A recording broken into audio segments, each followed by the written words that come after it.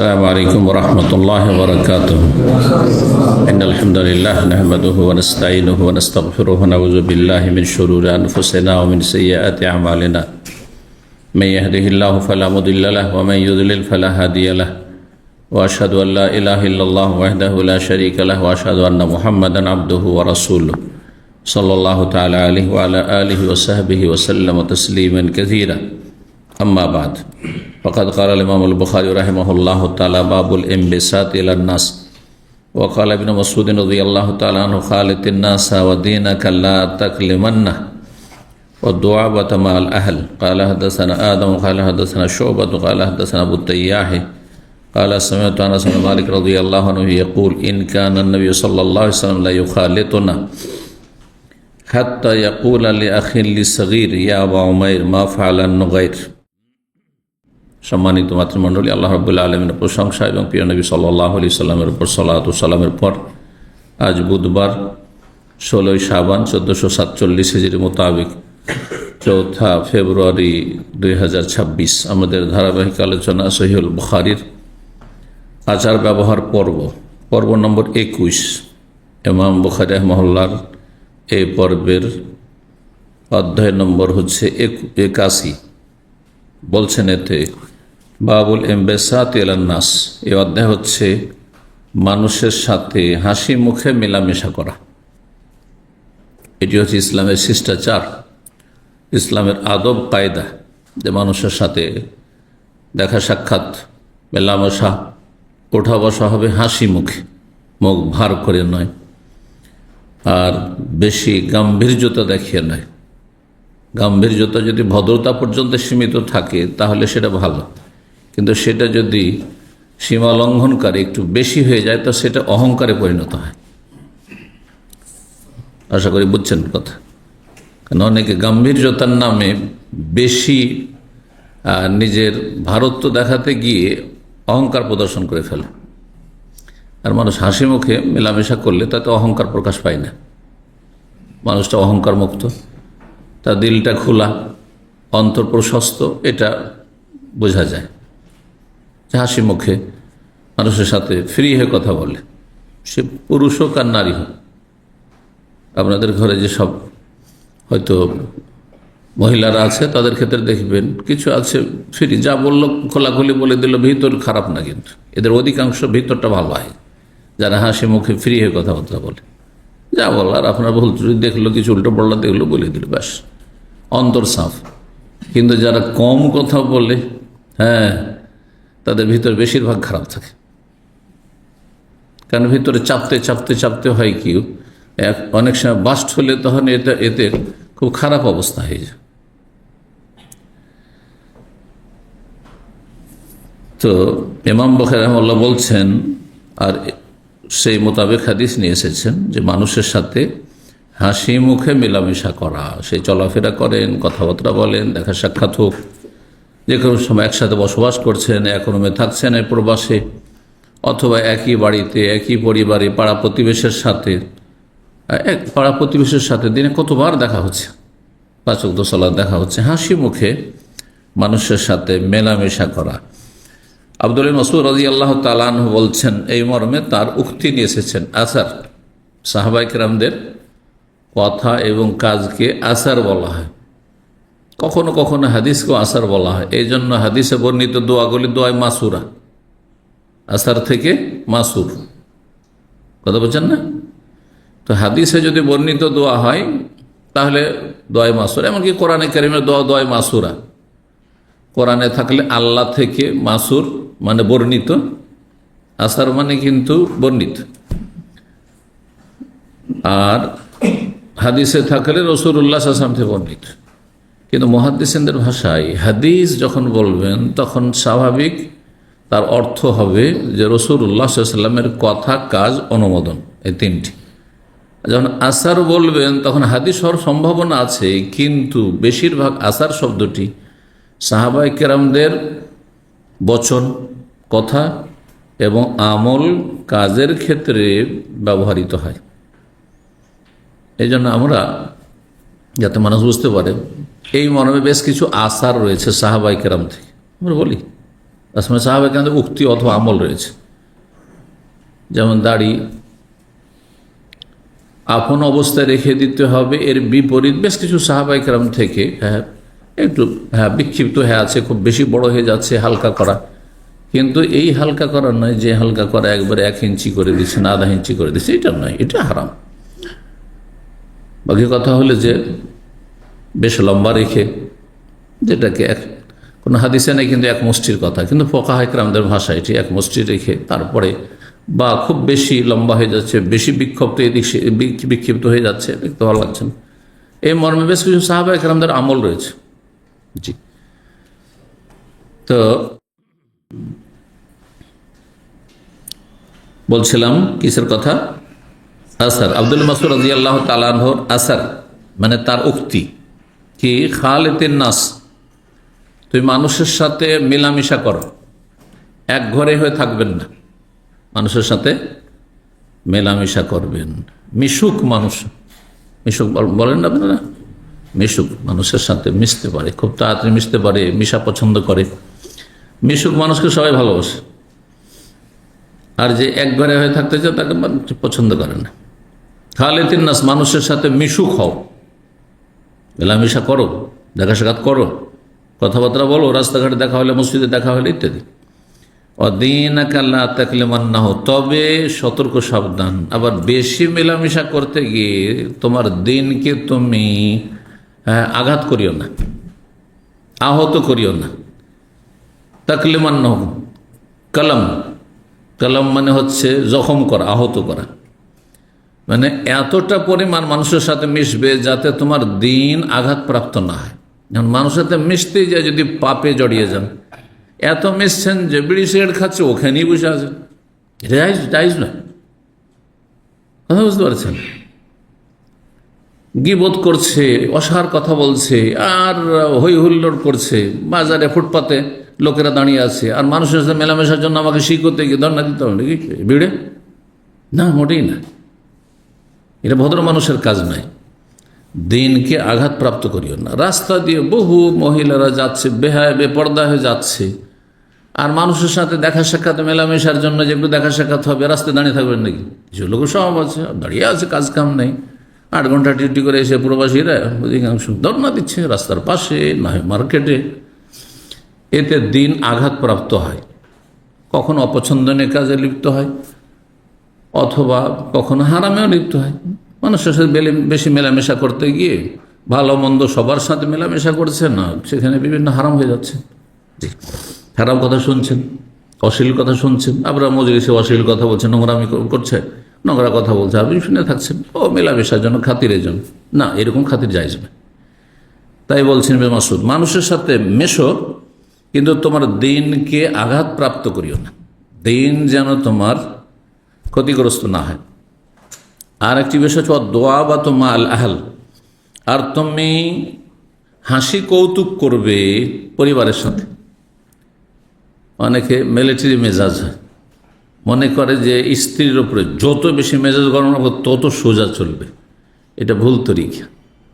না, ছেলে মেয়েদের সাথে মিলিটারি মেজাজ রাখে, এতে হয় কি, ছেলেমেয়েরা যখন দেখে যে বাবা বাড়িতে আসলো, সব উধাও হয়ে যাবে, খুঁজেই পাওয়া যায় না, বাড়িতে লুকিয়ে গেছে কোথায়। যখন বাপ গেছে তখন ঘুরে এসছে সব এদিক সেদিক থেকে। আপনি কখনো এইরকমভাবে ছেলে মেয়ে মানুষ করতে পারবেন না। এসব ছেলেমেয়েরা বিদ্রোহী হয়ে যাবে, খারাপ হয়ে যাবে। আর সবসময় যদি কাঁধে উঠিয়ে নেন, ওইটাও ভালো নয়, আবার মধ্যম পথ অবলম্বন করতে হবে। সবসময় আদর আদর না, আদরও থাকতে হবে, মায়া মমতাও থাকতে হবে, শাসনও থাকতে হবে। যখন শাসন করবেন অন্তরে ভালোবাসা থাকবে, কিন্তু ভালোবাসা প্রকাশ করবেন না। অন্তরে ভালোবাসা সবসময় থাকবে। মায়া, ওস্তাদ শিক্ষক যারা মাদ্রাসা স্কুলে, তাদের এ উচিত, কিন্তু ওস্তাদ শিক্ষক অধিকাংশই কিন্তু এটা করে না, বদাচরণ করে। এরা পরের ছেলেকে নিজের ছেলে মতো মায়া করে আদব শিখাবে, সেই জন্য শাসন না করে না, শাস্তি দেয়, পানিশমেন্ট, শাস্তি দেওয়া যায় না। কিন্তু আদব দেওয়া শুধু জায়েজ না, প্রশংসনীয়, আদব দিতে হবে। আদব দিলে আদব দেওয়ার মতো হবে। আদবকে আরবিতে কি বলা হয়? আদব, তাই না? আর আজাব, আজাব মানে শাস্তি। আপনি ছেলে মেয়েকে প্রয়োজন মারতে হইলেও আযাব দেওয়ার উদ্দেশ্য নেই যে হাত পা ভেঙে দেব, হ্যাঁ এমন কষ্ট দেব সারা জীবন যেন মনে থাকে, না এমন জায়েজ না। আক্রোশ নিয়ে ছাত্রছাত্রীকে মারা অথবা ছেলেমেয়েদেরকে স্ত্রীকে, না মোটেই জায়েজ না। তাদিবের জন্য, তাজিবের জন্য নয়। এই ভাষাগুলি আমি অনেকবারই অনেক আলোচনায় বলেছি যে শাসন, আপনার অধীনস্থদেরকে শাসন করবেন, কিন্তু সেটা আদব দেওয়ার জন্য, আযাব শাস্তির জন্য নয়। এই শিক্ষাই দিয়েছেন ইবনে মাসউদ রাদিয়াল্লাহু তাআলা আনহু যে পরিবারের সাথে হাসি কৌতুক, হাসি মজা করবেন আপনি, জি হাসি রসিকতা করতে হবে, কিন্তু সেটা সব সময় নয়। যখন দেখছেন যে না পাপের দিকে চলে যাচ্ছে তখন হাসি রসিকতা না, মোটেই না, তখন শক্ত হইতে হবে। 6129 নম্বর হাদিস বর্ণনা করছেন আনাস বিন মালিক রাদিয়াল্লাহু তাআলা, তিনি বলছেন ইন কানান নবী সাল্লাল্লাহু আলাইহি ইউখালিতুনা, ইন মানে ইন্নাহু, এখানে ইন শুধু ইন যদি হয়, ইন হারফে শর্ত, তার মানে যদি হয়, আরবিতে প্রসিদ্ধ অর্থে, কিন্তু কখনো কখনো ইন্নাকে আরবি গ্রামারে ইন করে দেওয়া হয়, মানে নিশ্চয়, তো এখানে নিশ্চয়ের অর্থ রয়েছে। ইন কানান নবী সাল্লাল্লাহু আলাইহি ওয়াসাল্লাম মানে ইন্নাহু কানান নবী সাল্লাল্লাহু, কথা হচ্ছে যে নবী সাল্লাল্লাহু আলাইহি ওয়াসাল্লাম কি করতেন, লা ইউখালিতুন, আমাদের সাথে মিশতেন, একাকার হয়ে মিশতেন, ছোট বড় সবার সাথে হ্যাঁ হাসি খুশি হয়ে মিশতেন। এই না যে নবীর পর্যায়ের, সুতরাং সেই পর্যায়ের যারা একবারে বিশিষ্ট সাহাবায়ে কেরাম, প্রবীণ আবু বকর, ওমর, ওসমান, আলী, তাদের সাথে শুধু মিশছেন, যেমন আজকাল হয়। আজকালকার পার্টিগুলিতে দেখবেন ডাক্তারদের সাথে মিশবে, সাধারণ আপনাদের মতো 1000, 2000, 3000 চাকরি করে তাদের সাথে মিশবে আর উঠা বসা করবে, এটা বাদ দেন, নেই। ওদের একটা সার্কেল আছে, হ্যাঁ। তারপর আলেমরা শুধু আলেমদের সাথে মিশবে, আর জাহেলদের সাথে নয়, সাধারণদের সাথে নয়, না মোটেই না, এটা নয়। সকল স্তরের মানুষের সাথে রাসূলুল্লাহ সাল্লাল্লাহু আলাইহি ওয়াসাল্লাম মিশতেন, লা ইউখালিতুনা। বাচ্চা মানুষ, খাদেম আনাস বিন মালিক বলছে আমাদের সাথে নবী সাল্লাল্লাহু আলাইহি ওয়াসাল্লাম কি করতেন, মিশতেন। হাত্তা ইয়াকুলু, এমন ভাবে মিশতেন যে আমার এক ছোট ভাই ছিল, আনাসই তো নাবালক তখন, নবী সাল্লাল্লাহু আলাইহি ওয়াসাল্লাম খাদেম, আর তার ছোট ভাইটি মাত্র কয়েক বছর, হয়তো 2, 4, 5 বছরে, 6 বছর হবে। ছোট বাচ্চারা পশু পাখি নিয়ে খেলাধুলা পছন্দ করে, তো আনাসের ভাইটির নাম ছিল আবু ওমাইর। আবু ওমাইর একটা ছোট পাখি ছিল, সে পাখি পুষত। এ হাদিস থেকে একটি মাসলা ইসলামতে পাখি পোষা জায়েজ, কারণ অনেকে জিজ্ঞাসা করে পাখি পুষবে, আপনি যে খাঁচাতে ভরে রাখলেন, এটা তার স্বাধীনতাতে আপনি বাধা দিলেন, আর তাকে বেঁধে রাখলেন বা খাঁচাতে ভরে রাখলেন, এটা জায়েজ নয়। অনেকে বা কেমন করে জায়েজ হবে, জায়েজ, কিন্তু কখন নাজায়েজ হবে, যদি আপনি পাখিকে ধরে রাখেন, বিড়ালকে ধরে রাখেন, আর তারপরে তাকে খেতেও দিলেন না, যথাসময়ে ঠিকভাবে পানিও দিচ্ছেন না, তাহলে তখন হারাম হবে, জাহান্নামে যেতে হবে। যেমন নবী সাল্লাল্লাহু আলাইহি ওয়াসাল্লাম হাদিস রয়েছে, একটি বিড়াল কে বাড়িতে বেঁধে রেখে দিয়েছিল, খেতেও দেয়নি আর ছাড়েও নি, তো দাখালাতিন নার, সেই মহিলা জাহান্নামে যাবে, নবী সাল্লাল্লাহু আলাইহি ওয়াসাল্লাম বলেছেন, জাহান্নাম তার শাস্তি। ওখান থেকে একটা কুকুর রাস্তাতেও, নিজেরও কুকুর মরে যাচ্ছিল, একজন অসতী মহিলা ছিল, তার এত মায়া মমতা হলো, সে মায়া আল্লাহ সন্তুষ্টির জন্য। এ নয় যে এই কাজটা দিয়েই জান্নাত পেয়ে যাবেন, এই কাজটা যে অন্তর নিয়ে করেছেন, সেই অন্তরে যদি সততা থাকে, তা দিয়ে জান্নাত পাওয়া যেতে পারে। কথা বুঝছেন? এই ঘটনা বুঝতে সাধারণ লোকেরা ভুল করে, আর অহরহ পাপ করতে থাকে, বড় বড় কাবিরা গুনাহ করেছে, আর বলছে যে একটা যদি বেশ্যাও যদি কি করে কুকুরকে পানি পান করে জান্নাত যায়, তা আমি মুসলিম জান্নাত যাব না? কত নামাজ রোজা সবে কাদার করলাম, না হয় নামাজটাই পড়ি না, তাই না? আপনার জন্য না রে জাহেল, ভালো কোশ্চেন রাখে, আপনার জন্য না, এই বেনামাজিদের জন্য না, অহরহ পাপ করছে তাদের জন্য না। তারপরে বিশেষ সবকিছুতে ব্যতিক্রম আছে না, বিশেষ একটি ঘটনাকে একেবারে জেনারেল করা যায় না, সবার জন্য সেটা ফিট করা যায় না, কিছু ব্যতিক্রম বিষয় রয়েছে। তারপরে আসল বিষয়টির দিকে যেটা বিজ্ঞ ওলামারা বলেছেন যে আল্লাহ রাব্বুল আলামিন তার অন্তরের দিকে দেখেছেন, কারণ আল্লাহ আমলের চাইতে অন্তরের দিকে বেশি দেখেন। আপনিও দান করছেন, আমিও দান করছি, কিন্তু দুই দানে আকাশ পাতাল তফাৎ থাকতে পারে। আপনি দান করছেন, সবাই দিচ্ছে, আমিও দিই, অথবা আমি করছি ওইরকম, হয়তো সবাই দিচ্ছে তো আমিও দিই। কিন্তু আপনি দান করছেন অন্তরের সততার সাথে, বড়ই খুলুসিয়াতের সাথে, যে আল্লাহ এই আমার 10টা রিয়াল দিয়ে আল্লাহ তুমি আমাকে জাহান্নাম থেকে রক্ষা করি, বড়ই খুলুসিয়াতের সাথে, যে খুলুসিয়াত তো আমার মধ্যে ছিল না। অনেক পার্থক্য হয়ে যাবে।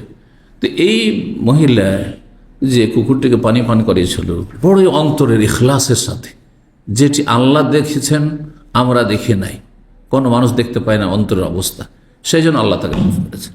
জি,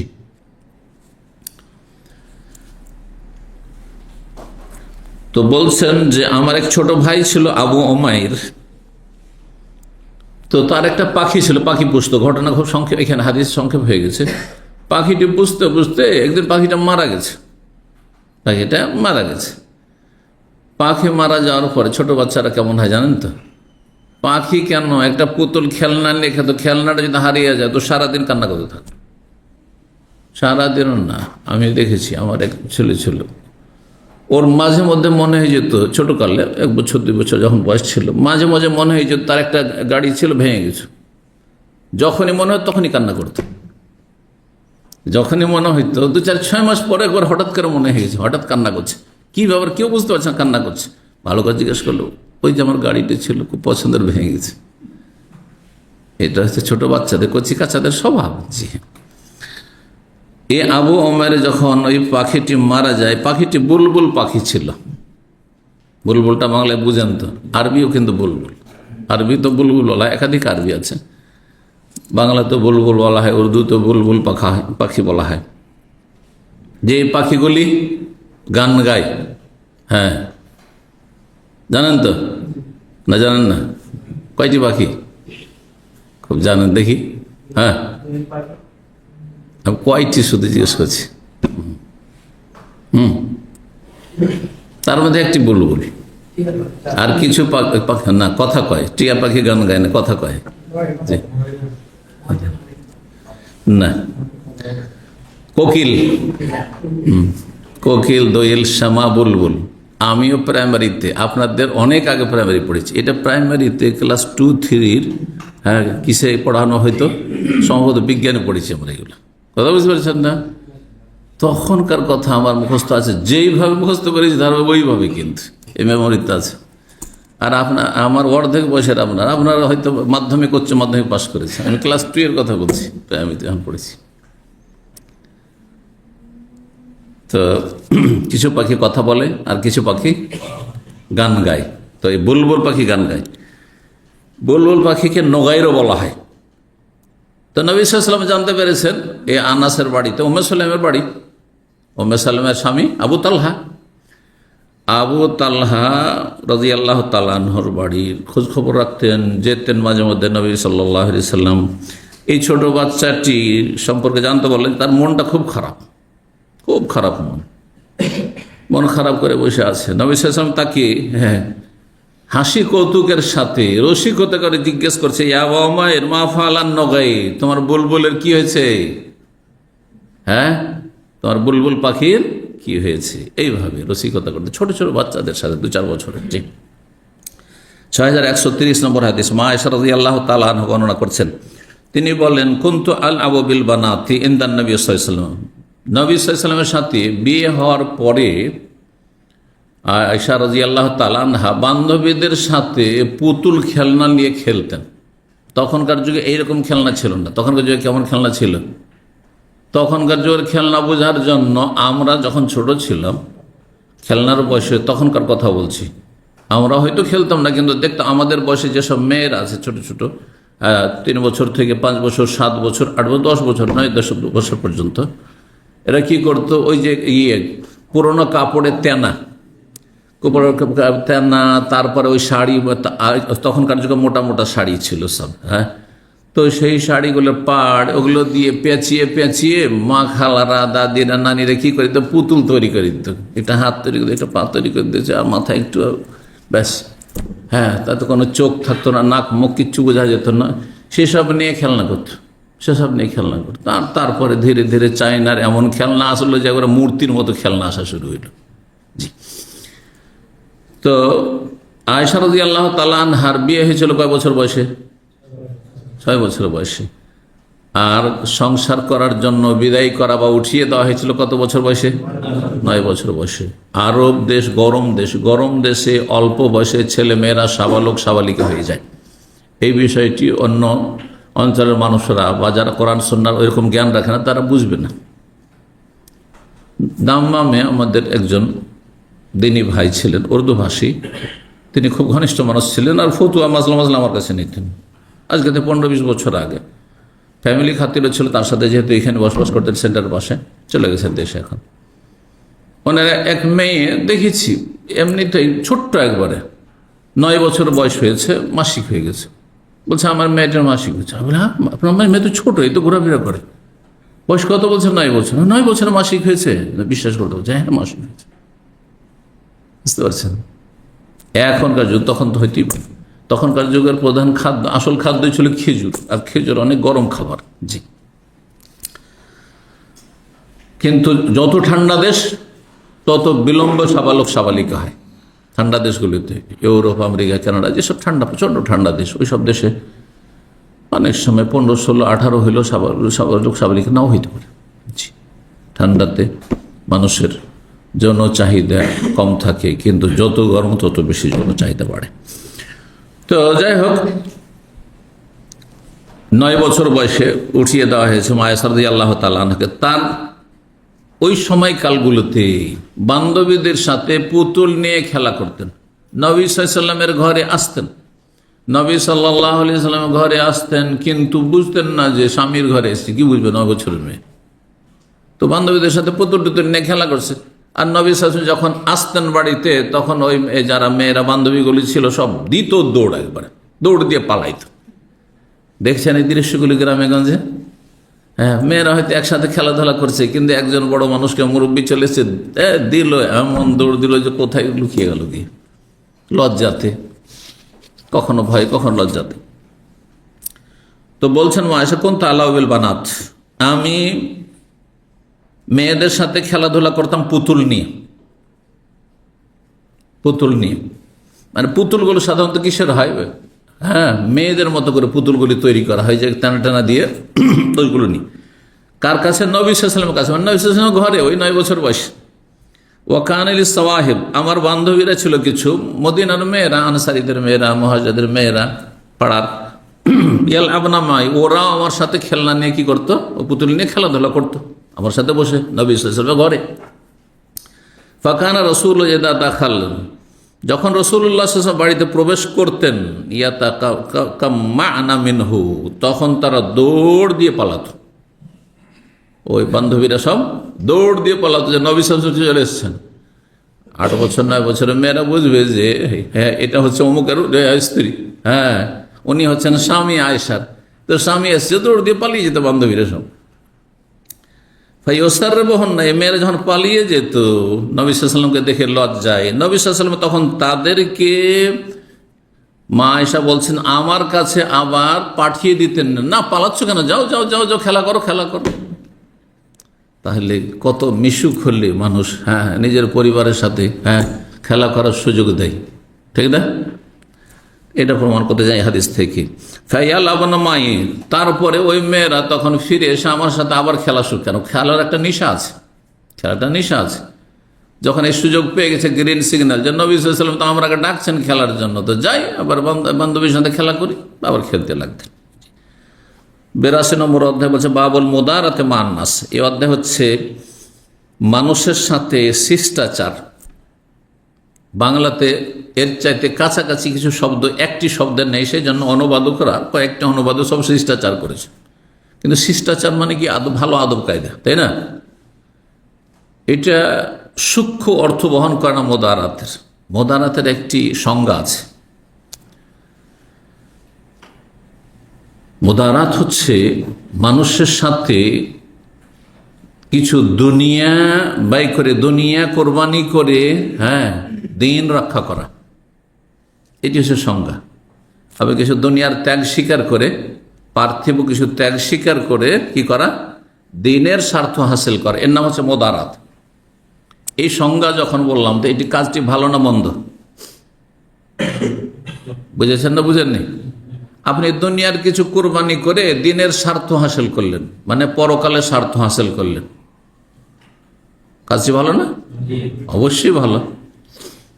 উদাহরণ দিই, মানুষের সাথে খাতিরের জন্য একটা খারাপ মানুষ, খুব একটা ভালো মানুষ নয়, ওকে যদি এমনি বলেন হ্যাঁ ভাই চলো, হ্যাঁ সেন্টারে যাই, আসবে না, কারণ ও চায় না, দিন শিখতে চায় না, ওই আগ্রহ নেই যে আগ্রহ আপনার তৈরি হয়েছে। বুঝতে পারছেন না?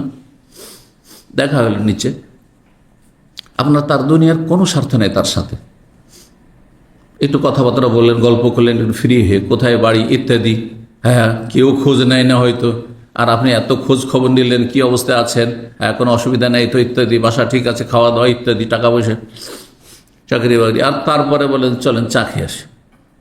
উদাহরণ দিই, বাস্তব উদাহরণ এগুলো। একটু চা নাস্তা করিয়ে দিলেন সন্ধ্যাবেলা, আর তারপরে যে নুন খায় ওকে তো গুণ গাইতে হবে, তার মধ্যে চলেন না আমি ইসলামিক সেন্টারে যাচ্ছি, 1 ঘন্টা বসতে হবে, চলো, না করতে পারবে? দেখি করলেন, দুনিয়ার কোরবানি করলেন কিসের জন্য? আপনার টাকার কোরবানি করলেন, টাকা বেশি হয়ে গেছে, ওকে চা খাওয়াবেন, 5 রিয়াল খরচ করবেন, 1 রিয়ালের তো মূল্য আছে, ঠিক কিনা? কিন্তু কি জন্য খরচ করলেন? দিনের স্বার্থে, দিনের হেফাজতের জন্য, দিনের কাজের জন্য দুনিয়াকে কোরবানি করার নাম হচ্ছে মোদারাত। তাহলে এইটি করণীয়, আমাদের প্রত্যেকে করা উচিত, যে দুনিয়ার কিছু ক্ষতি স্বীকার করে দিনকে শক্তিশালী করা, সেটা আমার ক্ষেত্রে হোক, আমার জীবনের ক্ষেত্রে, অন্যের ক্ষেত্রে হোক, আত্মীয় স্বজন অনেকেই আছে যারা হয়তো আপনার কথার মূল্যায়ন করবে না, আপনাকে দেখতে পারেন আপনি সহিহ আকীদা চলে এসেছেন, ওরা বেদাতি, কিন্তু ওদেরকে যদি কিছু ছিটান, যখনই যাবেন সচ্ছল যারা ওদের, তাদেরকে হাদিয়া তোহফা উপঢৌকন দিলেন, যারা গরিব অভাবী তাদেরকে দান সাদকা দিলেন, জাকাত, যারা জাকাতের হকদার জাকাত দিলেন, টাকা পয়সা দিচ্ছে না কোথায়, তাহলে দেখবেন আপনার ঘোর শত্রু হইতে পারবে না। ভেতরে যতই কিছু থাকে না কেন, আপনার হয়তো দাওয়াত কবুল করতে পারছেন না, কিন্তু আস্তে আস্তে শত্রুতা ঠান্ডা হয়ে যাবে, বুঝছেন না? আর তারপরে তখন হয়তো আপনার কথাগুলি শোনা শুরু করবে, আপনার শাইখের কথাগুলি শোনা শুরু করবে, তার অন্তরটা খুলে দিতে পারবেন, বুঝছেন? অমুসলিমদের দাওয়াতের ক্ষেত্রে এই টেকনিকটা খুব ফলপ্রসূ। একটা অমুসলিমকে যদি বলেন চলে ইসলামিক সেন্টারে যায়, সরাসরি যদি বলেন চলে ইসলাম কবুল করো, নেবে নাকি? কিন্তু ওর সাথে ভালো ব্যবহার করেন। কোন অমুসলিম তার যারা তার ধর্মের যারা, তারা কোনোদিন তার খোঁজ খবর নেয় না। আর একজন আপনি মুসলিম হয়ে তার খোঁজ খবর নিচ্ছেন, তার সাহায্য সহযোগিতা করলেন, তার উপকার করে দিলেন, তার কাজে আসলেন, তাকে ফিরি কোথাও পৌঁছে দিচ্ছেন, আপনার কাছে গাড়ি আছে, দেখা গেল তারপর বলছেন যে চলেন ইসলামিক সেন্টারে যা, কিছু বই নেবে না। এই জন্য ইসলামী দাওয়ার ক্ষেত্রে যে প্যাকেটগুলো তৈরি করা হয়, ওতে কিছু হাদিয়া গিফটও দেওয়া হয়। আগে একটা আতর দিয়ে দিল, যে যেটা পছন্দ করে, কেউ আতর পছন্দ করে, কেউ আজকাল আতর, পারফিউম, আর কিছু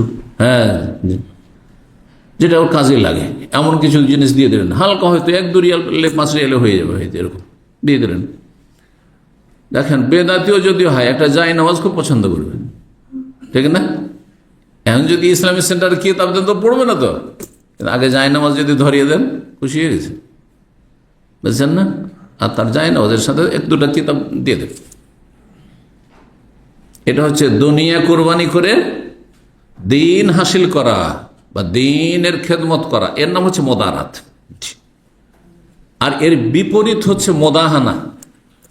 আল্লাহ মোদাহানা থেকে নিষেধ করেছেন, নিন্দা করেছেন। ওয়াদ্দু লাউ তুদহিনু ফায়ুদহিনুন, কোরআনে কারীমে আল্লাহ বলছেন, কাফেরেরা, ইসলামের শত্রুরা, পাপিষ্টরা পছন্দ করে যে তুমি যদি কি করো, তেল মারো, ফায়ুদহিনু, তারাও তেল মারবে।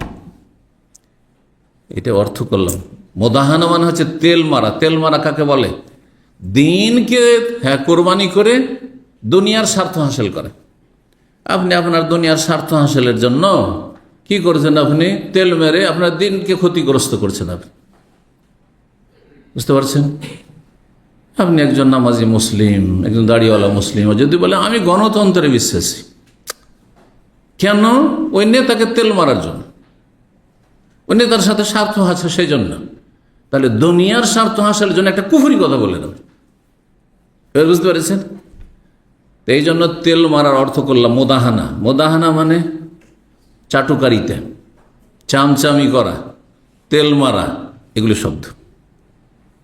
কাফেররা এটাই পছন্দ করে, বাতিল বুদ্ধি এটাই পছন্দ করে, দিনের ক্ষেত্রে ছাড় দিয়ে দুনিয়ার স্বার্থ হাসিল করা। এখন আপনার ঘনিষ্ঠ বন্ধু মানুষ অথবা আত্মীয়, তারা আপনাকে ভালোবাসে খুব, আর তাদের বিয়ে শাদীর অনুষ্ঠান, আর বিয়ে শাদীর অনুষ্ঠানে বিভিন্ন পাপ হবে, সেখানে নারী পুরুষের ভিডিও রেকর্ড হবে, আর তার নারী পুরুষ একাকার হয়ে খাওয়া দাওয়া করবে, আর তাতে হয়তো গান বাজনা হবে। আপনি তাদের খুশি করার জন্য বিয়েতে আপনিও শরিক হয়ে গেলেন, এটার নাম কি? আপনিও তো তাদের সাথে মিশুক হলেন, কিন্তু এই মিশুক হওয়া এটা কি প্রশংসনীয় না নিন্দনীয়? জায়েজ না হারাম? হারাম। এর নাম মোদারাত নয়। তো ইসলাম মোদারাত করতে বলা হয়েছে, মোদাহানা করতে নিষেধ করা হয়েছে। আপনি এখানে আপনার দিনকে ত্যাগ করে, ধর্মের ক্ষেত্রে, ইমানের ক্ষেত্রে ডিসকাউন্ট করে আপনি কি করলেন? দুনিয়ার স্বার্থ হাসিল খাতিরটা রক্ষা করলেন। চিন্তা করেছেন যে বিয়েতে না গেলে ওরা অসন্তুষ্ট হয়ে যাবে, সম্পর্কটা খারাপ হয়ে যাবে, মনোমালিন্য হয়ে যাবে। না না না, কোনো পরও করবেন না। যদি তাদের গরজ থাকে আপনার সাথে চলবে, না হলে আল্লাহ সন্তুষ্টের জন্য আল্লাহকে আগে রাজি করে তারপরে মানুষের রাজির কথা চিন্তা করবেন আপনি। এবার বুঝতে পেরেছেন? এই দুটো পরিভাষা ওলামায়ে কেরামগণ, বিভিন্ন ওলামায়ে কেরাম আলোচনা করেছেন। তো ইসলামে মোদারাত আছে, বাবুল মোদারাতান মান্নাস, মানুষের সাথে আপনি কি করবেন? সৌজন্যতা বহাল রাখবেন, সামাজিকতা বহাল রাখবেন। কিন্তু মোদাহানা, পাপে লিপ্ত হয়ে বা ফরজ অজেবকে ত্যাগ করে হারামে লিপ্ত হয়ে আপনি খাতির জমাবেন। আপনি বিয়ে করছেন, আমাদের দেশে বিয়ে শাদীতে অধিকাংশ ক্ষেত্রে দেখা যায় ধার্মিক ছেলেরা যখন বিয়ে করে আর যদি বলে আমার বউকে কাউকে দেখাবো না, কাউকে দেখাবো না, বসাবো না, দেখাবো না, কাউকে দেখাবো না, দোলাবাইকে দেখানো ফরজ, না দেখালে ওর বোন অশান্তিতে থাকবে, ওকে কিছু না করতে পারলেও ওর বোনকে গিয়ে ওখানে করে অশান্তিতে রাখবে। এত পাপিষ্ট সমাজ। আল্লাহ হেদায়েত করে এদেরকে, সবার কথা বলছি না, অধিকাংশ আল্লাহ। এখন এই ক্ষেত্রে যদি মনে করেন যে আমার বোনটা কষ্ট পাবে, থাক একটু দোলাভাইকে একটু দেখিয়ে দিই। বউ দেখতে গেলে যে বিয়ে করে সে দেখে ওর 14 গোষ্ঠী দেখে, গোটা গ্রাম দেখে। কেন? ওই যে গ্রাম আত্মীয় স্বজন মুরব্বীদেরকে সবকে রাজি রাখে। ওর চাচার জন্য দেখা জায়েজ, ওর চাচাতো ভাইয়ের জন্য দেখা জায়েজ, ওর বন্ধুর জন্য দেখা জায়েজ, ওর দুলা ভাইয়ের জন্য দেখা জায়েজ। মোটেই জায়েজ না, হারাম কাজ এগুলো। কিন্তু এই হারাম কাজ অহরহ হচ্ছে, এর নাম মোদাহানা, এর নাম হচ্ছে পারিবারিক সামাজিক। তাহলে এই মোদাহানা, তেল মারাটা শুধু রাজনৈতিক ক্ষেত্রে নয়, পারিবারিক ক্ষেত্রে, সামাজিক ক্ষেত্রে, আর তারপরে আপনার রাজনৈতিক স্বার্থে, বিভিন্ন স্বার্থে মানুষ কি করে? তেল মারে, চামচামি করে। তো হারামে লিপ্ত মানুষ কিভাবে হয়? হয় ফরজ অজেবে ঘাটতি করে দিল, ত্রুটি করলো, আর না হলে হারাম না জায়েজে লিপ্ত হইল, দিয়ে মানুষকে কি করা? খুশি করা। এটা জায়েজ নাই, আল্লাহ নিষেধ করেছেন। ওদ্দু, কাফেরদের এটি কামনা বসানো। লাউ তুদহেন, হে নবী আপনি যদি তাদেরকে ছাড় দেন, যে অসুবিধা নাই, হ্যাঁ হ্যাঁ আমরা তোমাদের মেলাতে যাচ্ছি, পুজোতে যাচ্ছি, হয়ুদ হেনন, তারাও ঝুঁকবে, তারাও আসবে, আপনার সাথে নামাজও পড়ে নেবে। কাফেররা করবে এটা, আপনি তাই করবেন? মোটেই না। ওয়ায়ুজ করান আবু দারদা, আবু দারদা রাদিয়াল্লাহু তাআলা আনহু থেকে উল্লিখিত হয়েছে, আবু দারদার আসার, এটি এর আগে আসারের ব্যাখ্যা করলাম যে তার উক্তি কি, তিনি বলছেন ইন্না লানাকশিরু ফি ওজুহি আকওয়ামিন, আমরা হাসি মুখে মিশি অনেক লোকের সাথে, অনেক লোকের সাথে হাসি মুখে আমরা মিশি, মানে দেখা সাক্ষাৎ করি। কিন্তু ওয়াইন্না কুলুবানা লাতালআনহুম, তবে আমাদের অন্তর তাদেরকে অভিশাপ দেয়, লানত দেয়, আমরা বদদুয়া দিই। জি, এটা কিসের জন্য? হ্যাঁ, দুনিয়ার স্বার্থে নয়, দিনের স্বার্থে। কারণ একটা খারাপ লোকের সাথে যদি প্রকাশ্যে খারাপ আচরণ করেন তো আপনার ক্ষতির চাইতে ইসলামের ক্ষতি রয়েছে। অনেক সময় আমাদের কি যারা পাড়া প্রতিবেশী একই বিল্ডিংয়ে থাকে, আমি জানি যে বেনামাজি, আমি মাসলাও জানি বেনামাজিকে সালাম দেওয়া জায়েজ নয়, মাসলাও জানি, কিন্তু এরা বাইরের দূরের বেনামাজি না, রাত দিন 14 বার এদের সাথে দেখা হবে, গ্যালারিতে বিভিন্ন সময় দেখা হচ্ছে, যাচ্ছি আসছে, একই লিফটে অনেক সময় উঠতে হচ্ছে। আর চিন্তা করুন, লিফটে উঠছি আজ বেনামাজি, সেজন্য যদি সালাম না দিই শত্রুতা বাড়বে না বাড়বে না? হ্যাঁ, শুধু আপনি ক্ষতিগ্রস্ত, আপনার রিস্ক আছে, আপনার পরিবারের ঝুঁকি আছে, এটা নয়, ওটা তো আছেই, কিন্তু এর চাইতে বেশি হচ্ছে ধার্মিক লোক সম্পর্কে এই পাপিষ্টদের বিরূপ ধারণা যে মোতাওয়া মানে খারাপ। আর এটা তো বলার সুযোগ আছে, হ্যাঁ, ধার্মিক লোকেরা এরা ব্যবহার খারাপ, এরা চরমপন্থী, এরা কট্টরপন্থী, এরা গোঁড়া, এই ভাষাগুলি বলছে না এরা, এই সুযোগটা দেবেন না। সেই জন্য সালাম দিবেন কিসের নিয়তে? হেদায়েতের নিয়তে। টেকনিকটা শিখেন। আমি রাস্তাঘাটে সালাম দেবো না, জানছি যে এই লোকগুলি বেনামাজি, রাস্তাঘাটে দূরে থাকে, দেবো না, কারণ ওদের সাথে মাঝে মধ্যে কখনো দেখা হয়ে গেল। কিন্তু যাদের সাথে রাত দিন চলাফেরা, আপনার বস, আপনার মালিক, আপনার সুপারভাইজার, যে একটা খারাপ রিপোর্ট দিলে আপনার চাকরিটি চলে যাবে, আপনার এই চাকরির ওপর আপনার স্ত্রী, ছেলে মেয়ে, আপনার আত্মীয় স্বজন, কত বাপ মা, হ্যাঁ, রুজি রেজেক, তাদের ভরণ পোষণ তাদের সাথে জড়িত রয়েছে। চাকরি গেলে আপনি এদের কিছুই হক আদায় করতে পারবেন না। হ্যাঁ, এই ক্ষেত্রে এমন হইলে চলবে না যে না, এই বদাকিদার লোক, সেজনকে সালাম দেবো না, এ নাস্তিক, সেজনকে সালাম দেবো না। হ্যাঁ, সালাম না দিয়ে ক্ষতি যদি না হয় দেবেন না, এটি হচ্ছে আসল। কিন্তু যদি ক্ষতির আশঙ্কা থাকে, আপনার ক্ষতি, আপনার ছেলে মেয়েদের ক্ষতি, আপনার ধার্মিক লোকদের ক্ষতি, জি, সেই জন্য। আর এই হিকমতের জন্য এত বড় বড় মুনাফিকদেরকে নবী দুনিয়ার শাস্তি দেননি, আখেরার শাস্তি তো আল্লাহ ছেড়ে দেন বা রাসূল ছেড়ে দিয়েছেন। কোন মুনাফিককে দুনিয়াতে নবী সাল্লাল্লাহু আলাইহি ওয়াসাল্লাম মৃত্যুদণ্ড দিয়েছেন? হ্যাঁ, ওই যে 300 মুনাফিক যুদ্ধ থেকে বেরিয়ে চলে আসে ওহদে, কাউকে মৃত্যুদণ্ড দিয়েছেন? মিথ্যা অপবাদ দিল মায়েশা রাদিয়াল্লাহু তাআলা আনহা, এরাই তো দিয়েছিল। আল্লাহ কোরআন ওয়াল্লাযী তাওয়াল্লা কিবরাহু, যে মুখ্য ভূমিকা পালন করেছে এ মিথ্যা অপবাদে, লাহু আযাবুন আযীম, তার জন্য মহাশাস্তি রয়েছে আল্লাহর কাছে, কিন্তু আখিরাতের শাস্তি। দুনিয়াতে মৃত্যুদণ্ড দেওয়া হয়নি, এখন হদ 80টি বেত্রাঘাত ওটাও করা হয়নি। কিন্তু ধার্মিক মুসলিম যদি এরকম বিভ্রান্ত হয়, তাহলে তাদেরকে দেওয়া হয়েছে, শাস্তি দেওয়া হয়েছে। তো বলছেন আবু দারদা যে কখনো কখনো আমরা বেশ কিছু মানুষের সাথে কি করি, হাসি মুখে মিশি বা হাসি মুখে কথা বলি।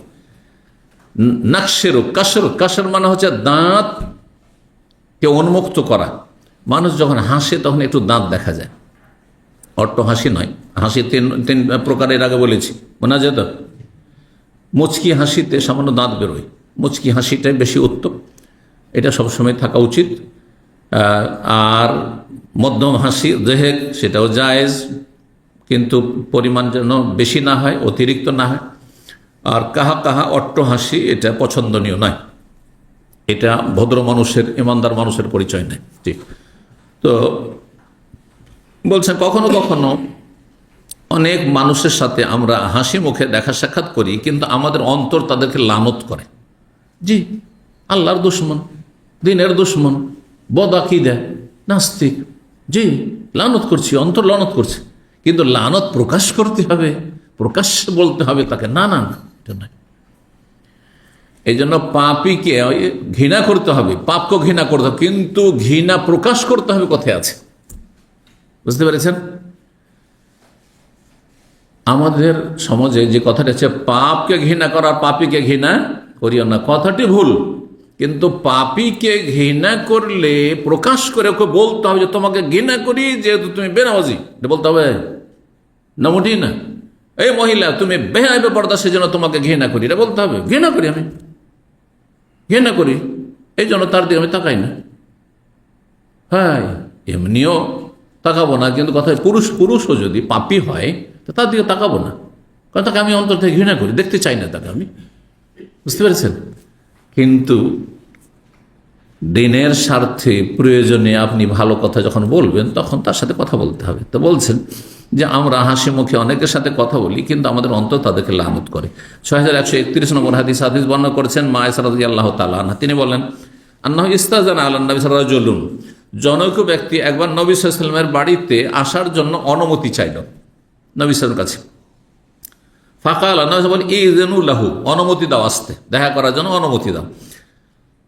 অনুমতি দিতেও বললেন, আবার বললেন ফাবেসা ইবনুল আশিরা, তার সাথে বললেন যে লোকটি তার গোত্রের খারাপ সন্তান, খারাপ সন্তান। আও বেসা আখুল আশিরা, ইবনুল আশিরা বলেছেন, অথবা বংশের ভাই, এই বংশের এই লোক খুব খারাপ লোক। ফালাম্মা দাখালা, নবী সাল্লাল্লাহু আলাইহি ওয়াসাল্লাম লোকটি দূরে দেখে মা আয়েশা তখন আছেন, অনুমতি চাইলে অনুমতি দিচ্ছেন, কিন্তু আগে বলছেন লোকটি কিন্তু খারাপ, যে লোকটি আসছে না খুব খারাপ লোক, গীবতের সংঘাতে পড়ে, ঠিক না? কিন্তু না, সতর্ক করার জন্য কখনো বলা যাবে। গীবতের জন্য 6 জায়গাতে জায়েজ রয়েছে, বরং অজেবও রয়েছে কোথায় কোথাও, সতর্ক সাবধান করার জন্য, তারা অনিষ্ট থেকে রক্ষা করার জন্য ইত্যাদি। ফালামা দাখালা, যখন লোকটি প্রবেশ করলো, আলান আল্লাহুল কালাম, তখন বড় নম্র ভাষায় নবী সাল্লাল্লাহু আলাইহি ওয়াসাল্লাম কথা বলতে লাগলেন। লোক খারাপ, তাহলে শক্ত ভাষায় কথা বলবেন, এদিকে নবী সাল্লাল্লাহু আলাইহি ওয়াসাল্লামের আদর্শ। এই জন্য বলছি যে একটা বেনামাজি অথবা একটা মদখোর, একটা খারাপ লোক, চরিত্রহীন, সেই জন্যই তার সাথে কর্কশ ভাষায় কথা বলতে ইসলাম শিখায় না, নরম ভাষায় কথা বলবে। ফাকুলতু, তখন মা আয়েশা, ওই লোকটি চলে যাওয়ার পর, ইয়া রাসূলুল্লাহ, কুলতা মা কুলতা, আপনি যা বলার তো বললেন, যে লোকটি খুব খারাপ লোক, এর বংশের, এই বংশের খুব খারাপ সন্তান, একটি খুব খারাপ মানুষ, খারাপ ছেলে। তারপরে যখন আসলো, তখন আলান তালাহুল কওমে ফিল কওল, কথা তো খুব নরম ভাষায় তার সাথে মিষ্টি ভাষায় কথা বললেন। এটা কেমন হইল? দ্বিমুখী কাজ হলো না এটা? হ্যাঁ। ফাকালা, এই আয়েশা, হে আয়েশা শোনো, ইন্না শাররান নাস মানজিলাতান ইনদাল্লাহ, আল্লাহর কাছে মর্যাদার দিক থেকে সবচেয়ে নিকৃষ্ট মানুষকে মান তারাকাহু, যাকে মানুষ পরিত্যাগ করে, তার খারাপ আচরণের কারণে কি করে, তাকে মানুষ পরিত্যাগ করে। তারাকা বলেছেন বা ওয়াদা বলেছেন, দুটোর মানে পরিত্যাগ করা। কিসের জন্য? ইত্তেকাফুহি, তার অনিষ্ট থেকে বা তার নোংরামি থেকে রক্ষা পাওয়ার জন্য। লোকটির সাথে যদি শক্ত ব্যবহার করি তো লোকটি ক্ষতি করবে, হ্যাঁ, লোকটি তিলকে তাল করবে, সমালোচনা করে বাড়াবে। যেমনটা বললাম, যদি সালাম না দেন, খুব খারাপ লোক, এক ওয়াক্ত নামাজ পড়তে দেখতাম না, আল্লাহ, এমনকি জুমাতেও দেখা যেত না।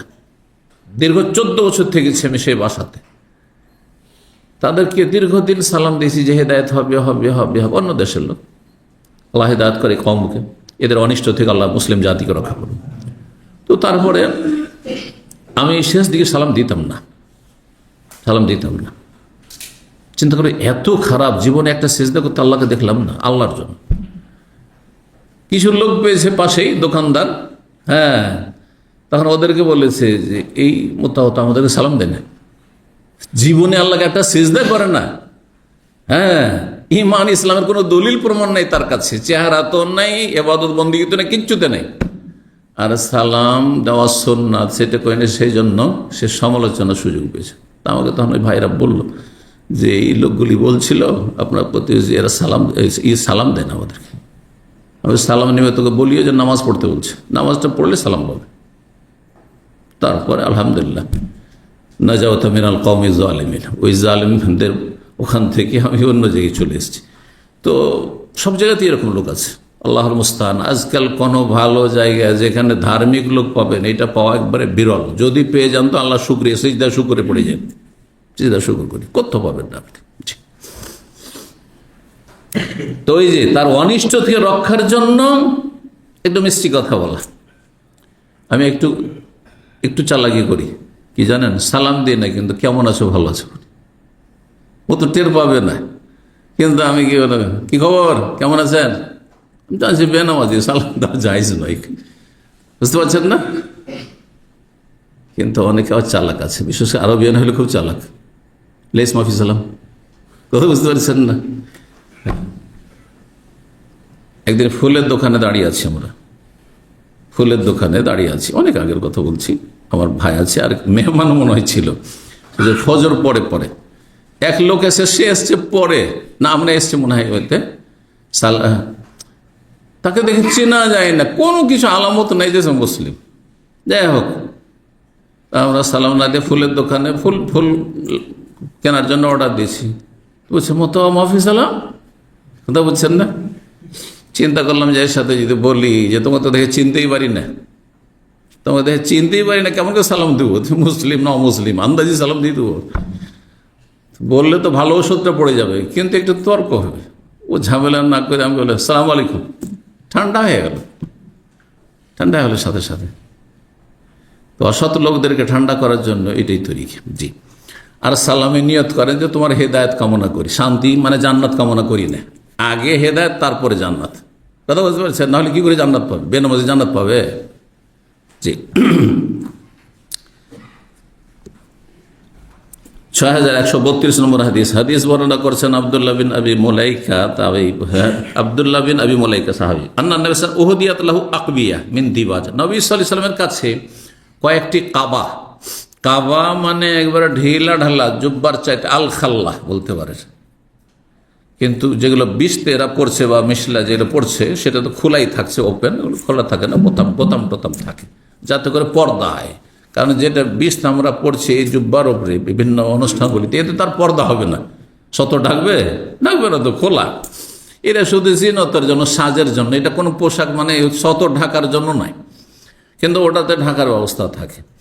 আপনারা গুগল শেখে দেখে নিতে পারবেন কাবা কাকে বলা হয়।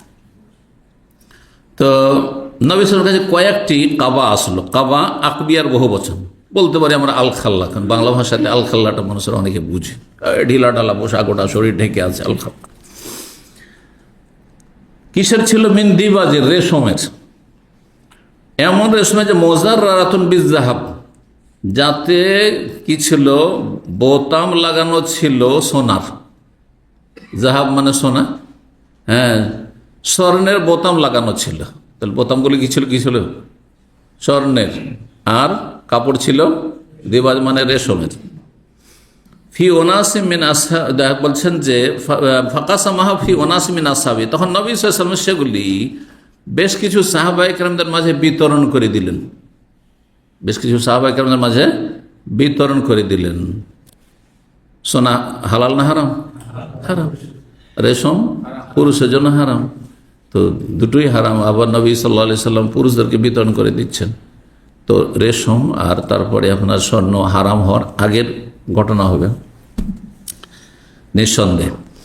ওয়াজালা মিনহা ওয়াহিদান লিমাখরামা, একটি মাখরামা নামে একজন মুরব্বী বৃদ্ধ লোক ছিল, ওর জন্য আলাদা করে রেখেছেন নবী সাল্লাল্লাহু আলাইহি ওয়াসাল্লাম।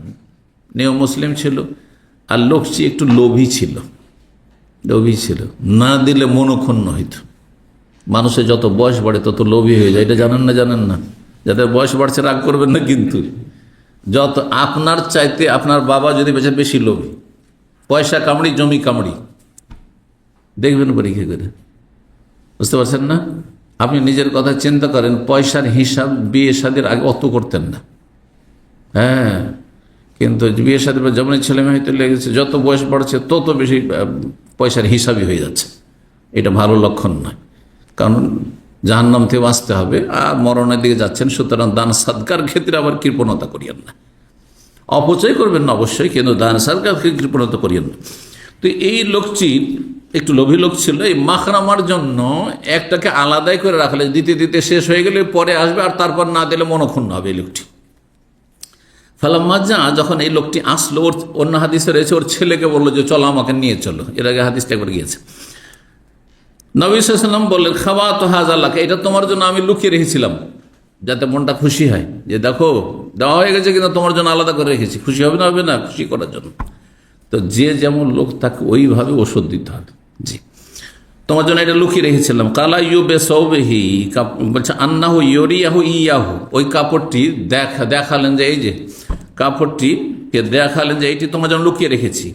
কেন নবী সাল্লাল্লাহু আলাইহি ওয়াসাল্লাম তার জন্য এইভাবে একটিকে স্পেশাল করে লুকিয়ে রেখেছেন? একজন সাধারণ সাহাবী, বুড়ো মানুষ, বলছেন ওয়াকানা ফি খুলুকিহি শাই, তার ব্যবহারে কিছু ত্রুটি ছিল, আচার আচরণ তার ভালো ছিল না, যদি না পেত তাহলে অসন্তুষ্টি প্রকাশ করত। তো সেই জন্য নবী সাল্লাল্লাহু আলাইহি ওয়াসাল্লাম তার জন্য রেখেছিলেন। জি, তো নবী সাল্লাল্লাহু আলাইহি ওয়াসাল্লাম মানুষের সাথে কি মোদারাত, দেখেন কাউকে দিয়ে মন জয় করা, এই যে কি দিয়ে, দুনিয়া দিয়ে মন জয় করা, তাকে আকৃষ্ট করা, না হলে একতে নিউ মুসলিম, একতে বুড়া হাড্ডি হেদায়েত হয়েছে, ওই হেদায়েতে থাকে কি থাকে না, কোনো ঠিক নেই, বুঝতে পারছেন না? ঠিক। 83 নম্বর অধ্যায় আরেকটু আছে, বলছে কাদেমা তালান আকবিয়াতুন, নবী সাল্লাল্লাহু আলাইহি ওয়াসাল্লামের কাছে বেশ কিছু কাবা নামক সে আলখাল্লাগুলি এসেছিল, আগের হাদিসের একটি অংশ। 83 নম্বর অধ্যায় হচ্ছে বাবুন, এই অধ্যায় হচ্ছে লা ইউলদাগুল মুমিন মিন জুহরিন মাররাতাইন, কোন মুমিন মুসলিমকে এক গর্ত থেকে দুইবার দংশন করতে পারে না। কোন মুমিন মুসলিম এক গর্ত থেকে দুইবার দংশিত হইতে পারে না। এই প্রবাদটি বুঝেন না, বুঝেন না? আরে একবার আঘাত খেয়েছি, বারবার আঘাত খাবো নাকি, বলেন না? জি, শিখে নিছি একবারে। এই হাদিসটি নবী করিম সাল্লাল্লাহু আলাইহি সাল্লাম বলেছিলেন বিশেষ একটি ঘটনার পরিপ্রেক্ষিতে। জি, ওয়াকালা মাউইয়া, তো মাউইয়া ঘটনাটি তাহলে বলি, যদি কোরআনে কারিমের কোনো আয়াত নাজিল হওয়ার কারণ হয় তাহলে সেটিকে বলা হয় শানে নজুল, এটা বুঝেন কিন্তু। আর কোন হাদিস নবী সাল্লাল্লাহু আলাইহি ওয়াসাল্লাম বলেছেন তার যদি একটা পটভূমিকা থাকে, মানে ব্যাকগ্রাউন্ড থাকে, কি কারণে বললেন, তাহলে সেটাকে বলা হয় সাবাব উরুদিল হাদিস। সাবাব উরুদিল, এই হাদিসটি কেন আসলো, এই হাদিসের অবতরণ কেন হইল, মানে এই কথাটি কেন নবী সাল্লাল্লাহু বললেন। তো এই হাদিসটির কথা বলছিলাম, লা ইউলদাগুল মুমিন মিন জুহরিন ওয়াহিদিন মাররাতাইন, হাদিস দিয়ে এখানে অধ্যায় কায়েম করেছেন ইমাম বুখারী রাহিমাহুল্লাহ, যে কোন মুমিন মুসলিমকে এক গর্ত থেকে দুইবার সাপ বা বিচ্ছুতে দংশন করতে পারে না। একবার যদি কোথাও দংশন করা, যাবেন ওই গর্তের কাছে? কখনো যাবেন না। তো যাদের একবার কোথাও কষ্ট আঘাত পেয়েছে সাবধান থাকবে, মানুষ হোক অথবা অন্য কিছু হোক। কি জন্য বলেছিলেন, ঘটনা এভাবে বর্ণনা করা হয়েছে যে বদর যুদ্ধে একজন কবি, কাফের কবি আবু ইজ্জা, তাকে বন্দী করা হয়েছিল। আর বন্দী হয়ে আসলো, তারপরে নবী সাল্লাল্লাহু আলাইহি ওয়াসাল্লাম তাকে অনুগ্রহ করে ছেড়ে দিয়েছিলেন, যাও ছেড়ে দিল। আল্লাহ বলে ফাইম মাম্মান্নাম বাদ ফিদান, এমনিতে ছেড়ে দিতে পারো হে নবী, অথবা মুক্তিপণ নিয়ে ছাড়তে পারো। তো কাউকে কাউকে এহসান করে যাও, তোমাকে ফ্রিতেই ছেড়ে দিলাম।